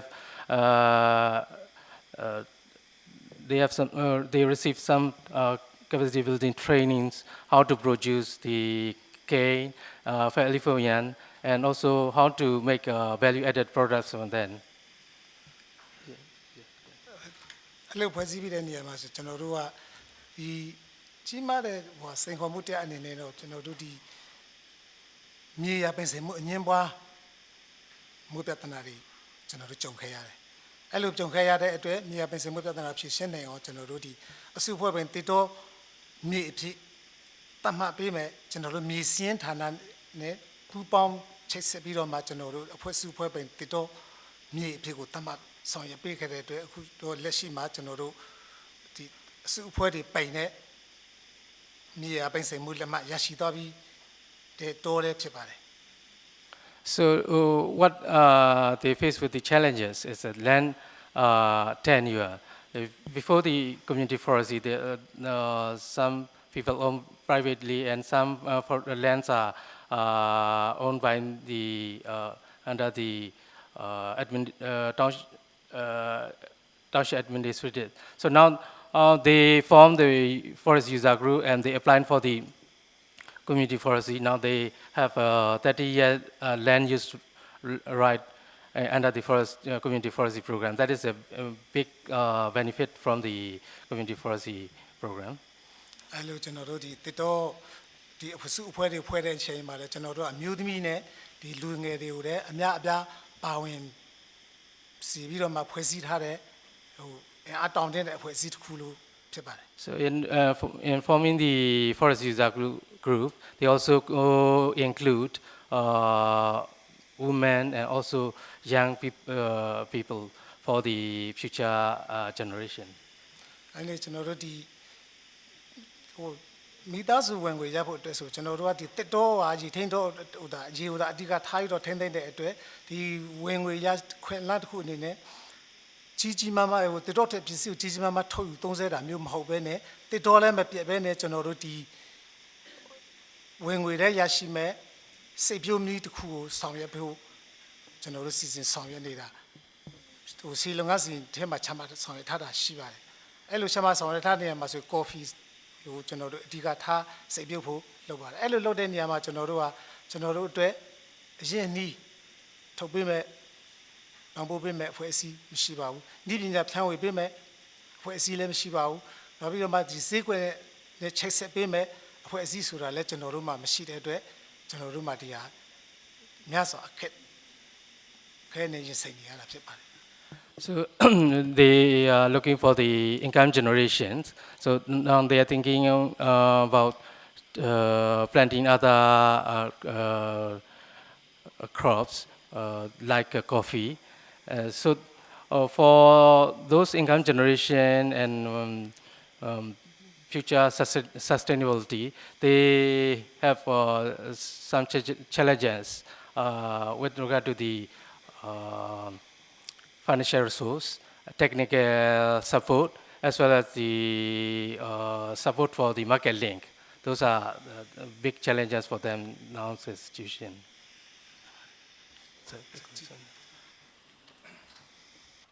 Thank you, my friend, ETZ and WINPE. As my colleague introduced me, I'm the director from the Forest Department of Myanmar. So let me explain about the Myanmar situation. Though my colleagues introduced, like we are the just beginning of the community forestry, but dating back to our scientific forest management in Myanmar, we are more than 100 years old. We inherited the scientific forest management from the British rulers. So since 1856, it's a quite long one. But with the change in the world outlooks, like in 1992, we have an Earth Summit at the Rio de Janeiro, and so we laid down the 7 billion development goals. Reflecting this, we formulate the forest policy again to include the role of the people and the private sector to boost the economic development from the forestry sector. So the first policy is the Indian, being a part of the British colony India, we have an Indian forest policy. So in the 1995, we have a new Myanmar forest policy, which highlighted the role of the people in the forest management. This is the very first time for us. And so we enacted the forest law in 1992 because what we have in the past is the 1902 forest law. It is already outdated. So to suit the reality and the changes, we enacted the forest law in 1992, which also include the private sector involvement, the community involvement in the forest management. As my friend explained, that in 1995, we also issued the community forest instruction. Actually, this is a replica of the Nepalese forest rules with some modification to suit the Myanmar realities. So, for example, integrating the agroforestry in the community forestry. It's the most important one because the forest dwellers are poor, so they can't wait for the long-term benefit from the forestry resources. So they need the immediate income from those areas. So even in the community forestry instruction 1998, individual households are granted for land parcels within the granted the community forest area. This is the biggest merit of the CFI Myanmar. And you know, we are just came out from the isolation. So I was born in 1961. So when I was 1 year old, there is a military coup, and followed by the socialist regime, and then again military coup. So democratic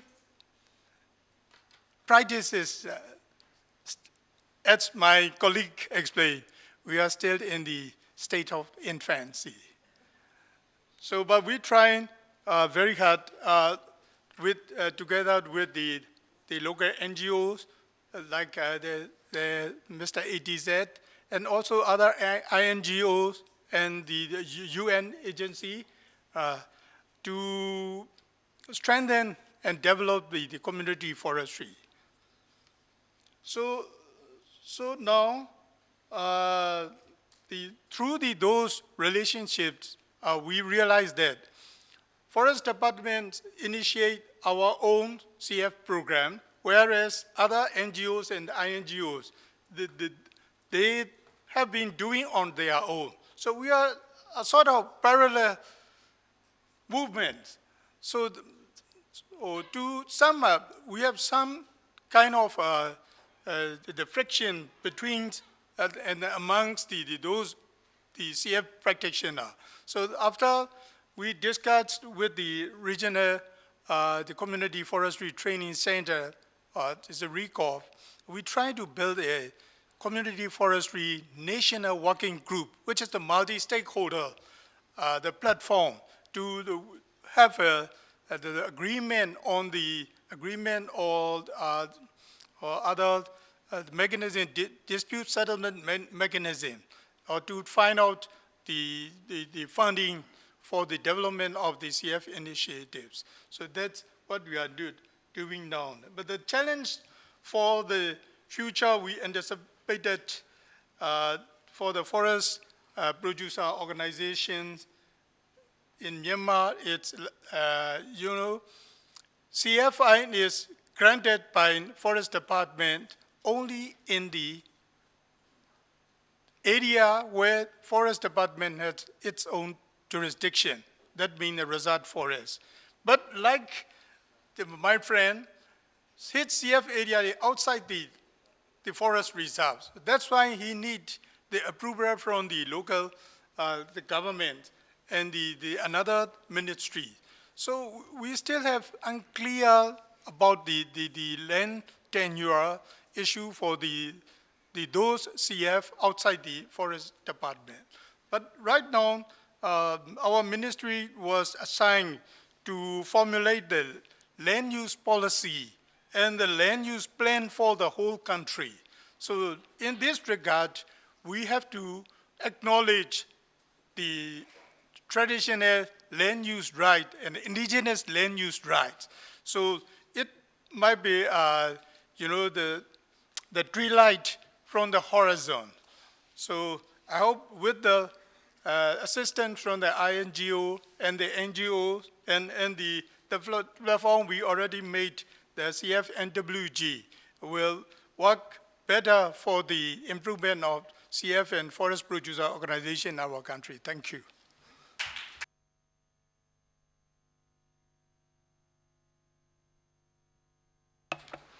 Thank you very much, gentlemen. Thank you, Tin Nguyen and ATZ, for very interesting presentation of this evolving relationship in Myanmar. And also thank you for your excellent time management. Even with the translation services of ATZ, we managed to more or less keep to the 15 minutes. Okay. Can I request everyone to stand up at this point, please? And try to touch the ceiling. Oh! Has anyone succeeded? Jeff, you're... Hammond, you're the closest. Huh? Okay, good. So we're energized for the last 10 minutes. Almost August, yeah. Actually, we have been informed that our wonderful team of interpreters must stop work at 5:30, so that gives us a target to shoot at, which means that we will now open the floor for some responses to these questions.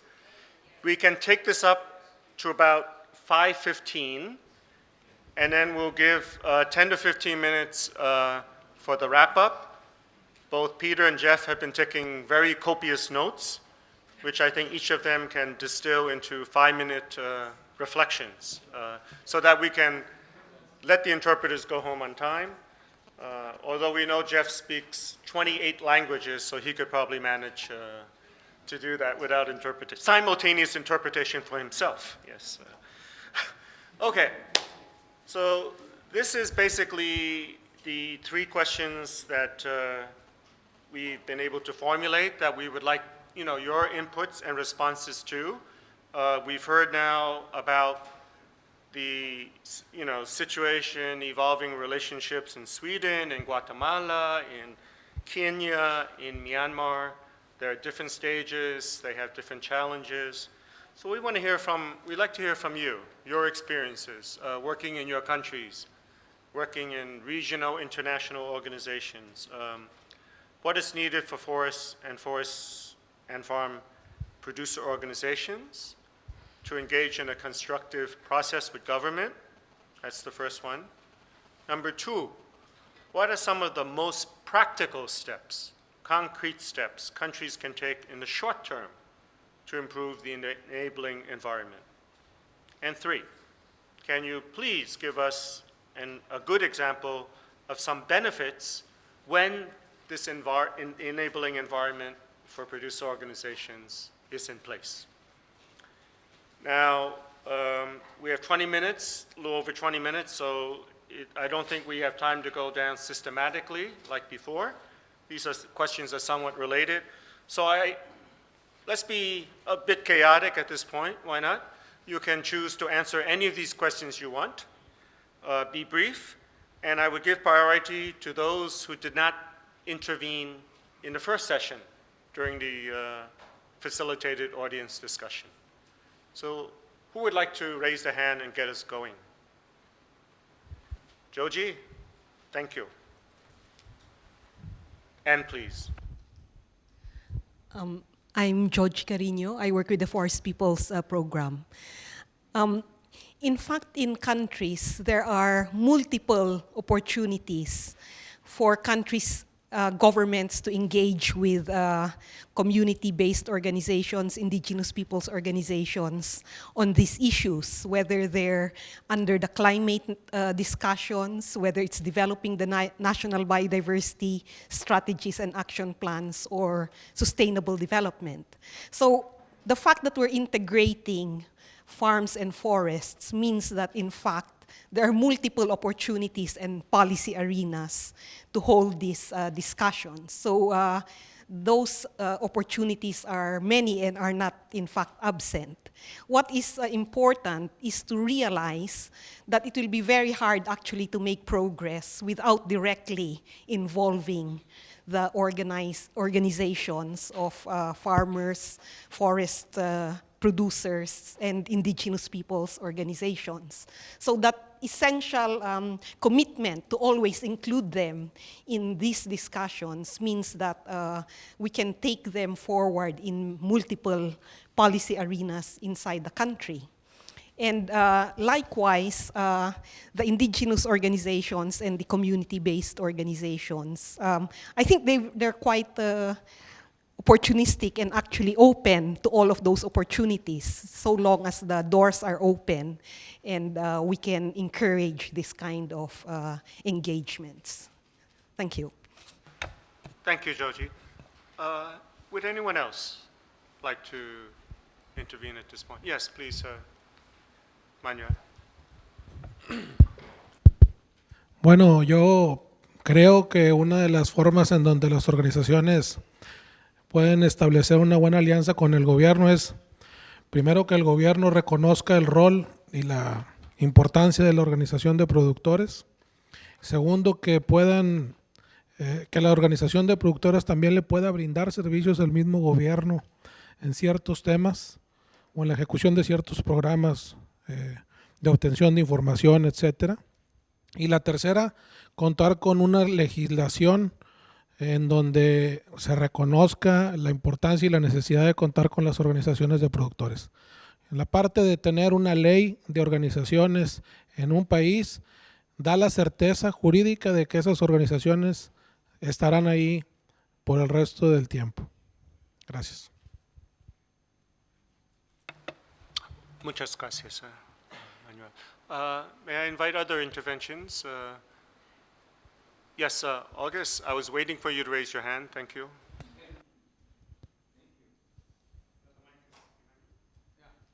Thanks, August Temu. It's very interesting to see the different models of development in this area. When you look at what Sweden started from, it gives you the impression that the mother of invention is scarcity, or scarcity is the mother of invention. Because innovation, because... Sorry, August, is the microphone on? Yes, it is on. Oh, closer. Okay. Okay, I said, okay, shall I start again?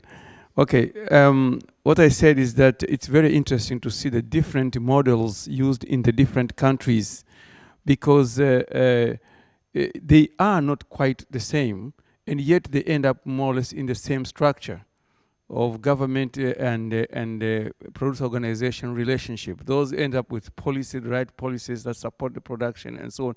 But the beginning is different for many of the countries. And it's in the case of Sweden, you see like scarcity or lack of market, for example, was a big problem from the very beginning. It was useless product, these trees and so on, and then they build up, and suddenly it's such an important product. So elsewhere, you look like in Kenya. In the case of Kenya, it was empty landscape, basically 2% forest cover, which meant that trees were already a problem. Already 70% of the timber used in the Mount Kenya region actually came from farm forests, but they were not organized. So now they begin to organize themselves. So it's a very interesting thing. And yet the rest of the landscape, which has no forest cover or tree cover, government institutes a policy that requires every single farm to have at least 10% forest cover. Now, this is a case where government is taking the initiative and people are grabbing it and running away with that. So, in fact, the people did not initially like the policy. But after a while, they realized it was money-making. The only difficulty we run into then in Kenya is that they grow eucalyptus. Because it is fast growing, it is whatever, has immediate market with the power company, and that's a big challenge. So you have to go back and say, wait a minute, that government policy is great, but we should have said which species, how to control that. So you can see here an initiative that is basically positive, but ends up with a challenge that could be a huge problem for the country.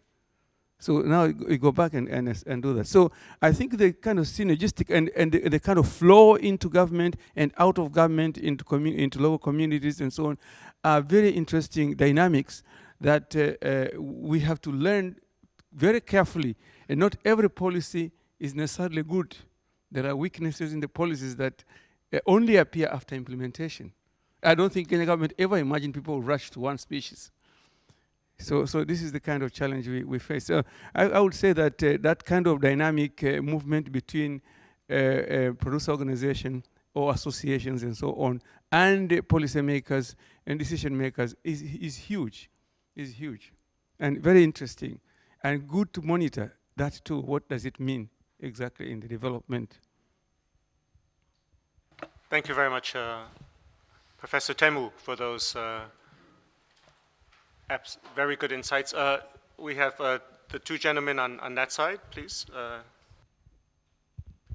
Hello, I've already spoken, so this is it's a cheat, but it's only a question. I was struck by the Swedish presentation in which the land area given to companies was restricted to 25%, with the rest of the country being given to communities and smallholders. And what the question that went in my mind was, usually governments are concerned by revenue generation, and big business brings tax revenues to government. How did the smallholders make the case to the government that the revenues from this long-term giving over of a large area to communities and smallholders would recompense the government? How was that argument made?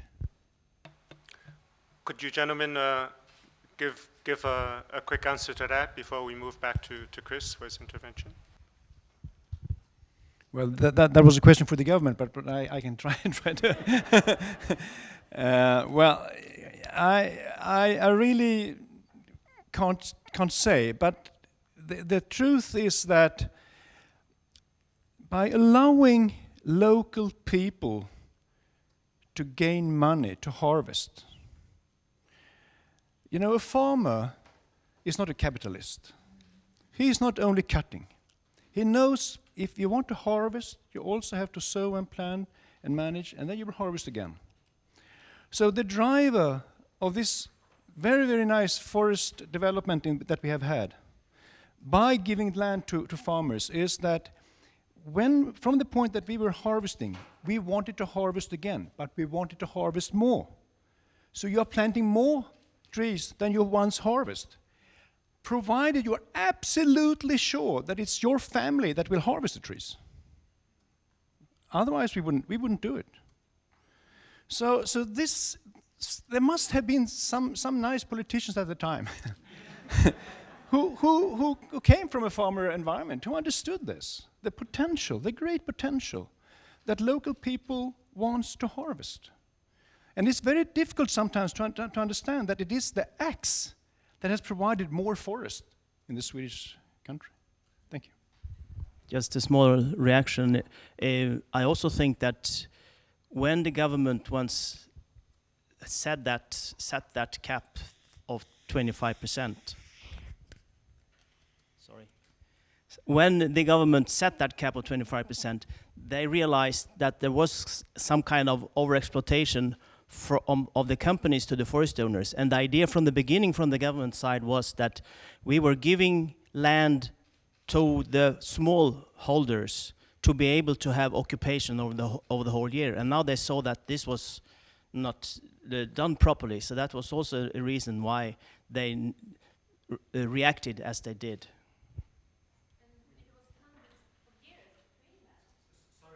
Could you please use the microphone for translation? Sorry, I just have to clarify. I'm Margareta, I'm also from Sweden. That the state forest was privatized hundreds of years, or 100 years before that law was created. And that was, as you said, a reaction to the large-scale acquisitions of the Swedish forest, that a big parts of the northern Sweden was captured by big corporations. So it's a very interesting example, actually. Thank you for that additional information. Yes, please. Hello, I'm Peter Kronkleton from the Center for International Forestry Research. An example for question 3. In many countries in the tropics, you find that the forest regulations are designed for industrial scale management of large old-growth forests. And many smallholders and communities have forests that are quite different. They're often smallholders with fragmented mosaics of secondary forests or forest patches.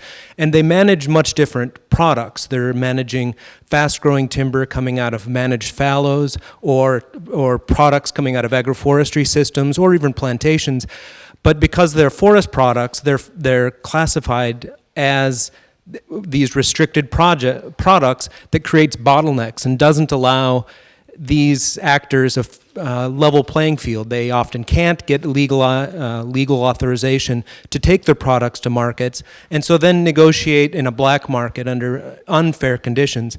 But there are some examples. I think in the state of Amapá in Brazil, a case where farmers were managing capirona out of secondary fallows in flooded forests, and they were able to reclassify them as tree crops. So by reclassifying them, they no longer fell underneath Brazil's forestry law, and farmers could market these poles. Basically, they were marketing poles for construction in urban areas.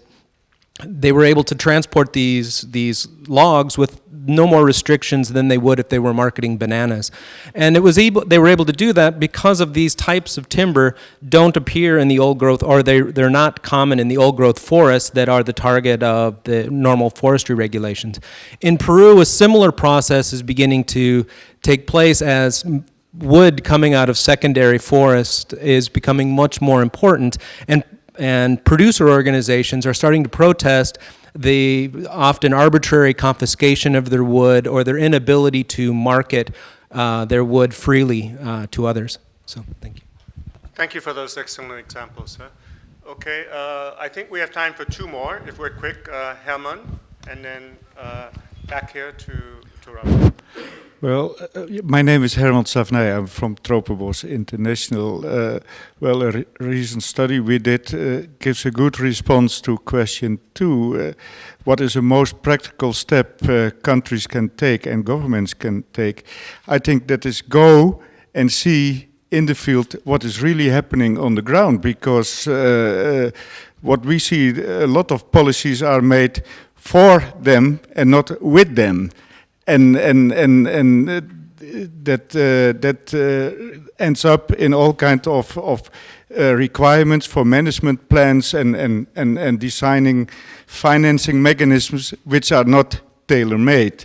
And I think we should learn also much more what is already there functioning, often in a more informal setting, but it has a rationale, and it is good to know the rationale and the reasoning of the functioning as it is. And I think that is very much bypassed. So I would say governments take also time, and that you engage with the communities to develop your instruments and your business models with them. Thank you very, very much, Hammond. That's an excellent practical step and suggestion. And you will volunteer to organize some of these study tours, right, for them? So. Okay. As is our tradition now, we'll let Robert have the last.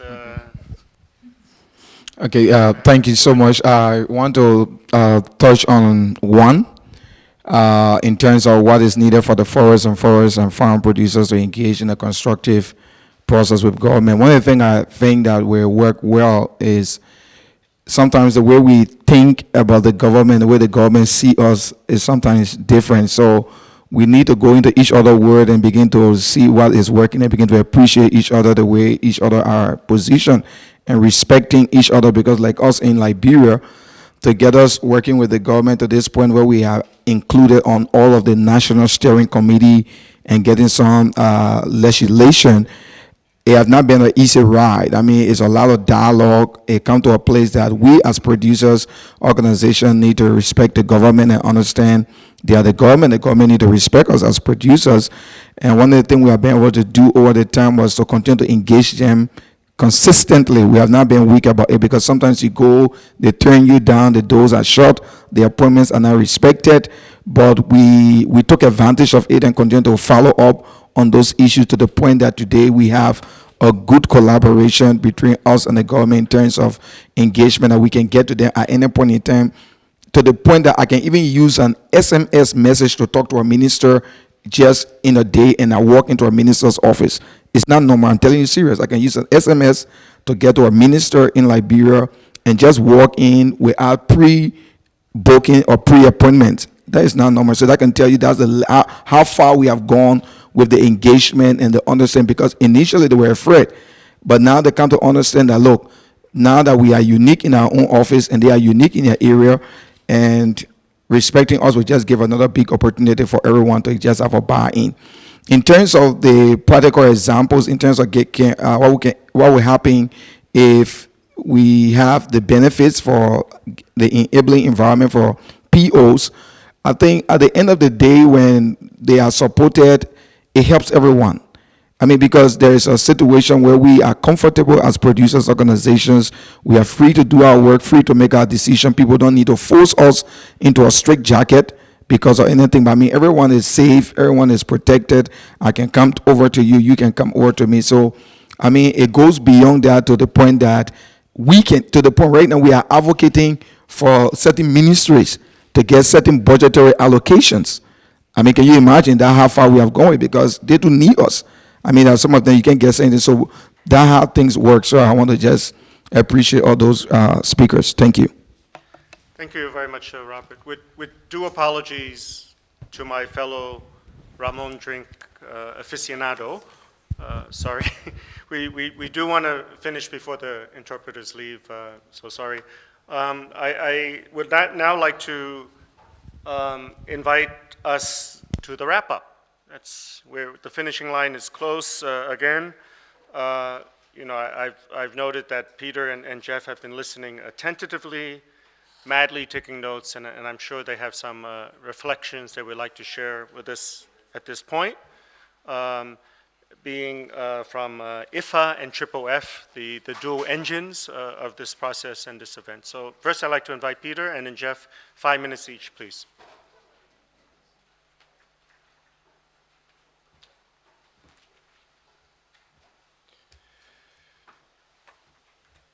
So, we've heard many, many stories.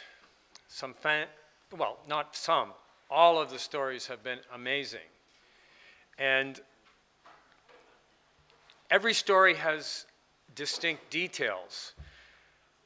But what really, really impressed me is how the underlying issues, the basic principles that are being engaged and struggled with are really very much the same. The alliances representing not just family forestry, my own, but also the alliances representing community forestry and indigenous peoples are represented here. And I think all three perspectives were well covered by the speakers, and one did not really have any clear sense of which perspective was being presented at any given point in time. Very, very strong sense, for me at least, of broad overlap in our perspectives, our concerns. Second point is the mutual benefit to governments and to producers as individuals, families, communities, and as associations. Very clear, very obvious. The interdependence, the potential of building, of recognizing the interdependence that exists in achieving shared goals, whether it's raising forest level in Kenya to 10% or any number of other examples came out. The value of recognizing and acting on the interdependence, the shared benefits from moving forward together on agendas that seek to achieve these goals, very, very clear. So then the question obviously is begged, well, why is it so difficult to build these relationships? And I think we got some really good lessons as to how to think about that challenge. And it's all about communication. Well, not all about, but that's a big part of it. Communication is difficult, and communication is slow. There are many layers of communication involved in everything we've heard here this afternoon. There is the communication between, there is, first of all, in fact, the communication within our families, between the older and the younger, between the farm side of the family and the forest side of the family, between families within communities, between communities, and so on. Our discussions within our families are challenging, and then each layer of discussion beyond that is challenging. And then we come to our discussions with government. One of the things that was clear is as that relationship builds and develops, there is an important learning by governments, learning to see forest and farm producers as people who really, in fact, really do care about our forests. We're not part of the problem. We're in fact desperately wanting to be recognized as part of the solution, to use, the cliche. To foster communication, this is something that really struck me as a learning for me, is the importance of linking capacity building with communication and raising the level of communication. Several of the speakers emphasized that. The point being, one of the points being that capacity building, first of all, has got to be viewed as an investment. It cannot be viewed as a short-term project. It's a long-term investment. It's also an investment where mistakes will be made. I come from a culture where we are ashamed of our mistakes, and we prefer not to talk about them. But we learn more from mistakes than we learn from successes. And we've got to learn in all of our interactions to be quite willing to be proud of mistakes, because mistakes show that we've really tried. And we want to share what we have learned from those mistakes. We've learned something, and we want to share it with you. And by the way, try to avoid some of the really stupid things that some of us have done. it's an essential investment. It's also a key to empowerment. How do you make this balance? Earlier question, I'm pointing at the screen, between how much advocacy, how much service provision within an association? Well, several of you answered that question by explaining. I wasn't really clear on that question, and had a bit of an argument with Sophie and Jeff about whether it was a really good question or not. And I was absolutely delighted to be shown that I was wrong in that, because several of you answered it very clearly. You make sure that your grassroots members are empowered, and there is good governance within the association, good communication between the leaders and the grassroots will tell you what that balance is.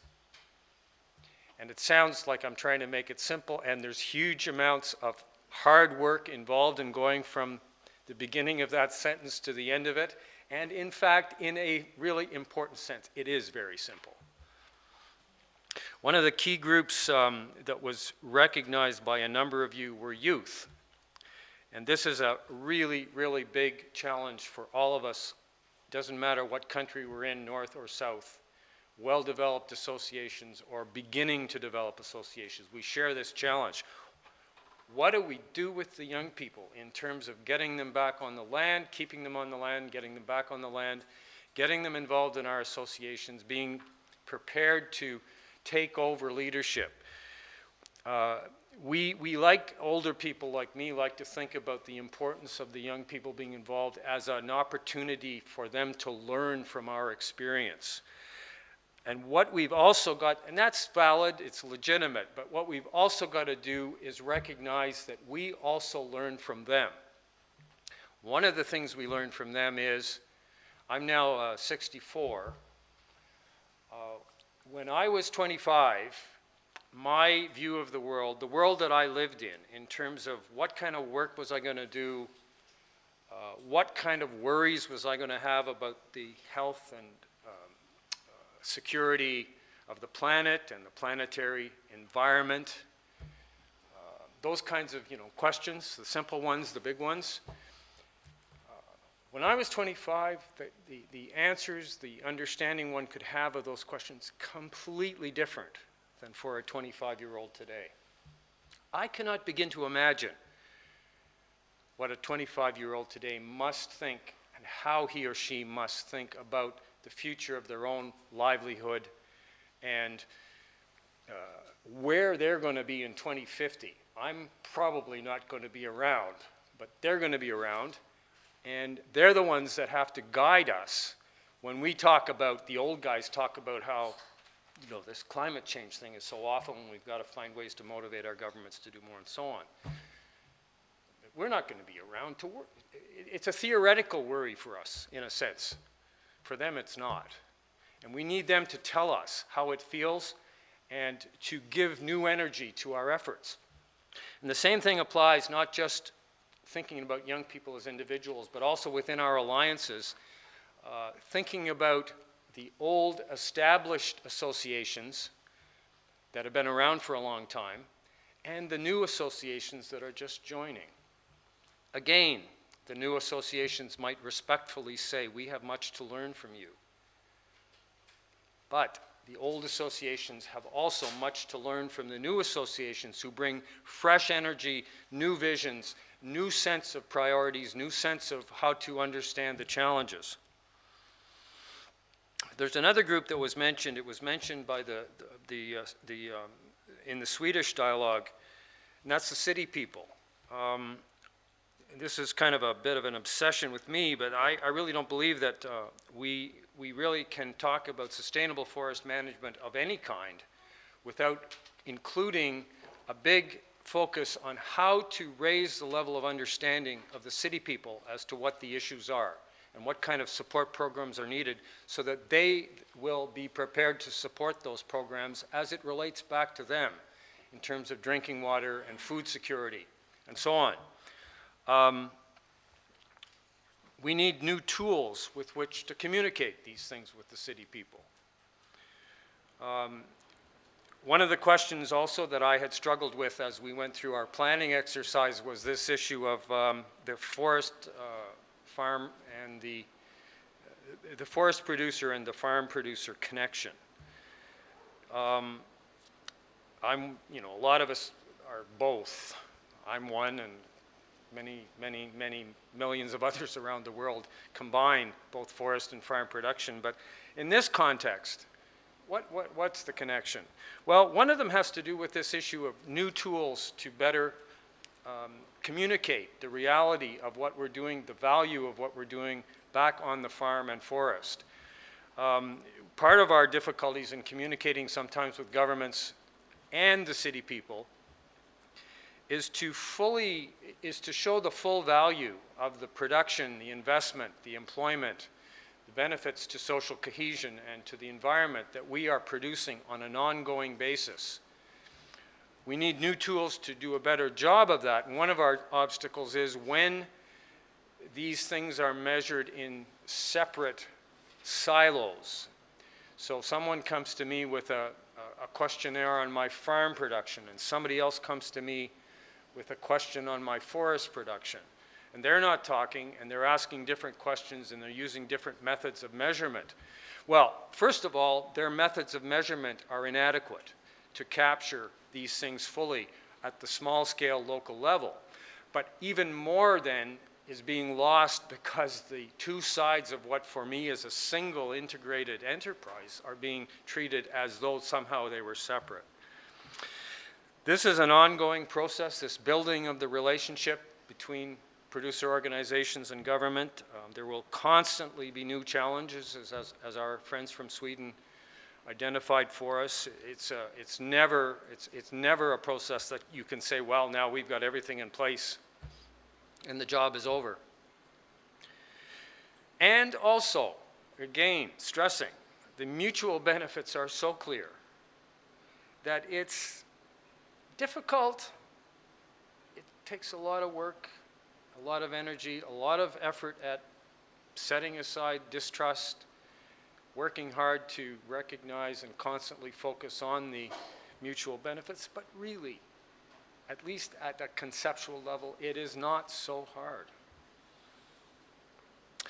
So I think for forest and farm facility and for the three alliances, the big message here is, the really simplistic big message that I draw from all of this is we've got to think with more focus, make more effort at how we in each of our places and working together can do a better job of helping share experience between governments and producer associations and between producer associations.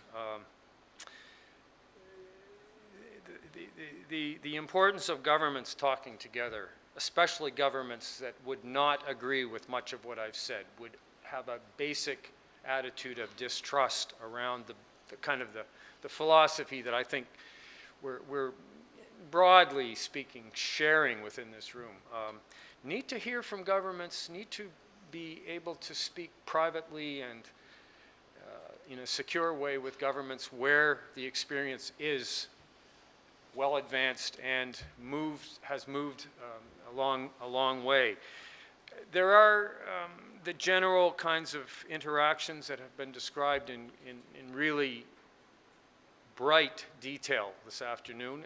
There are also, and this is a different kind of thing, there's also some big strategic choices that have to be considered. And again, the Swedish example mentioned at least two, one being this 25% ownership cap, and the other being the point about the forest agency strictly focusing its efforts on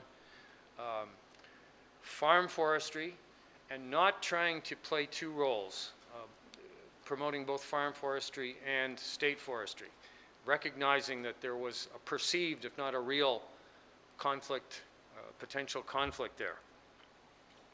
So anyway, more discussion. I'm going to try to say this in Spanish, and I'm sure people will correct me.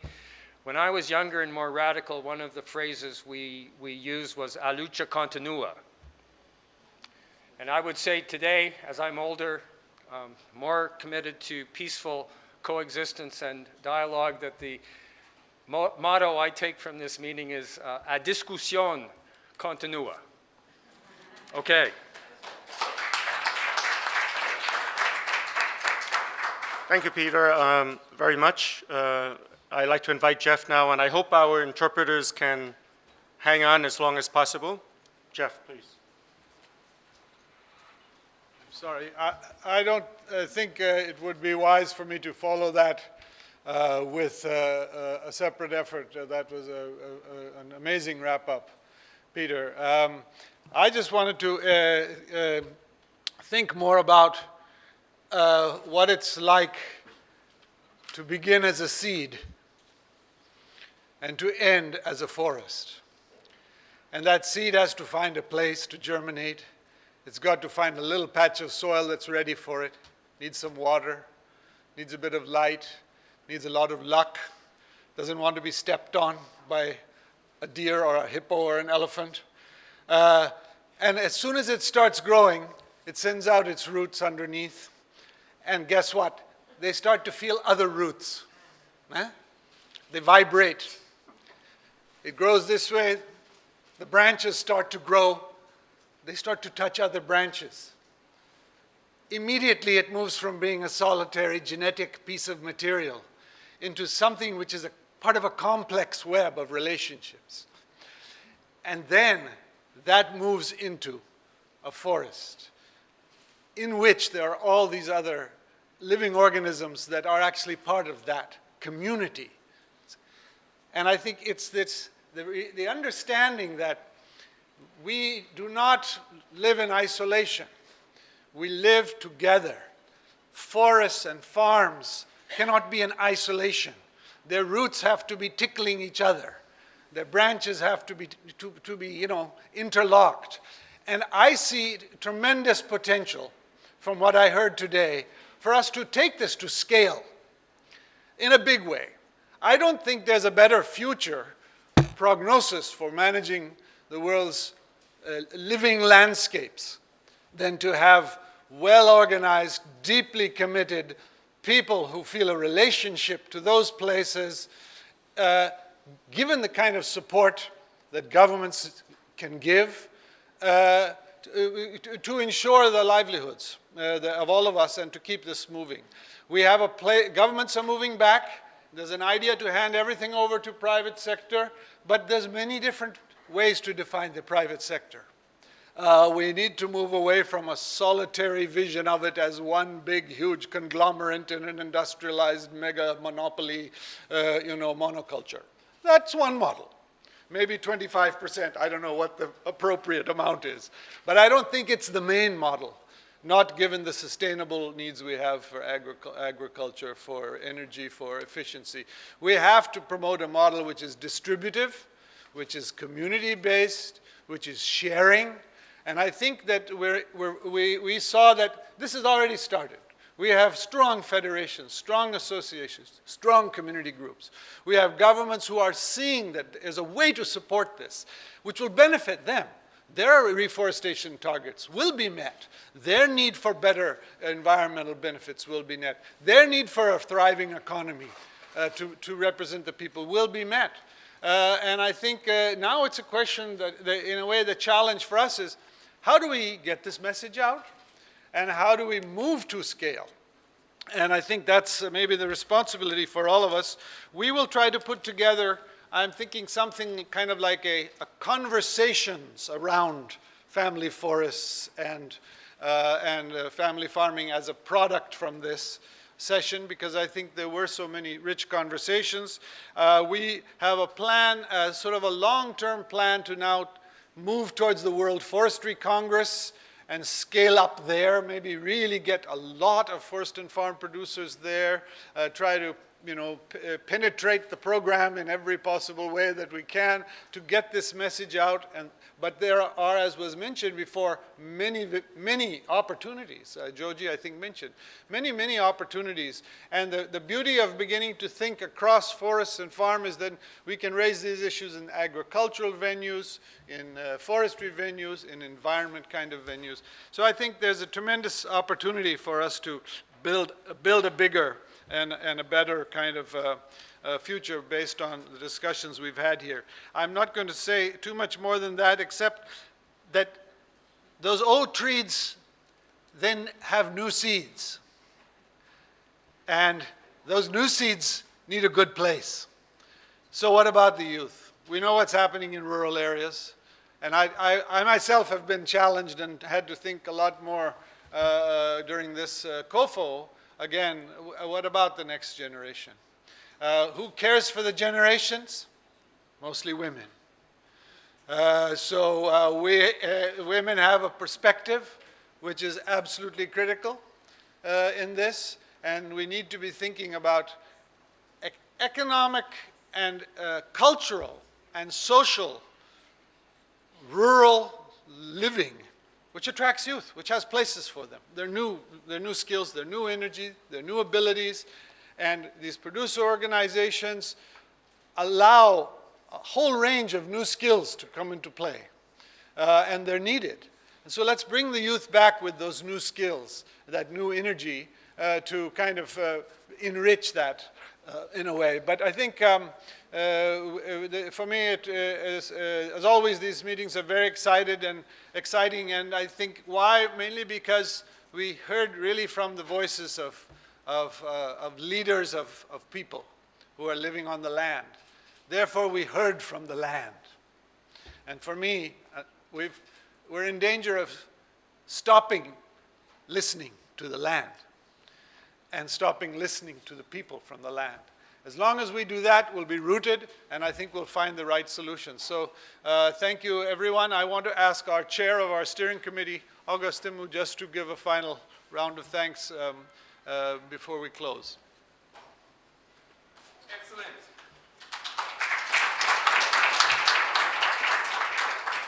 Ladies and gentlemen, good afternoon.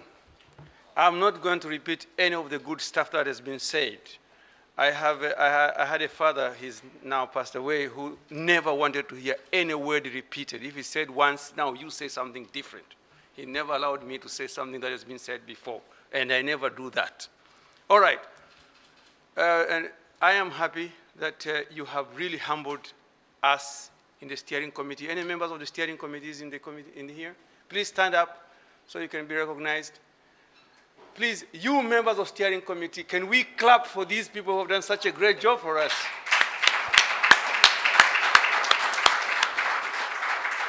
They have educated us, they have enabled us to make better decisions. And that's what I value very much. Thank you very much for that job. And let me also now thank management. Please thank management for the wonderful organization. All of you, the management team, please. And give them a big hand for the excellent job.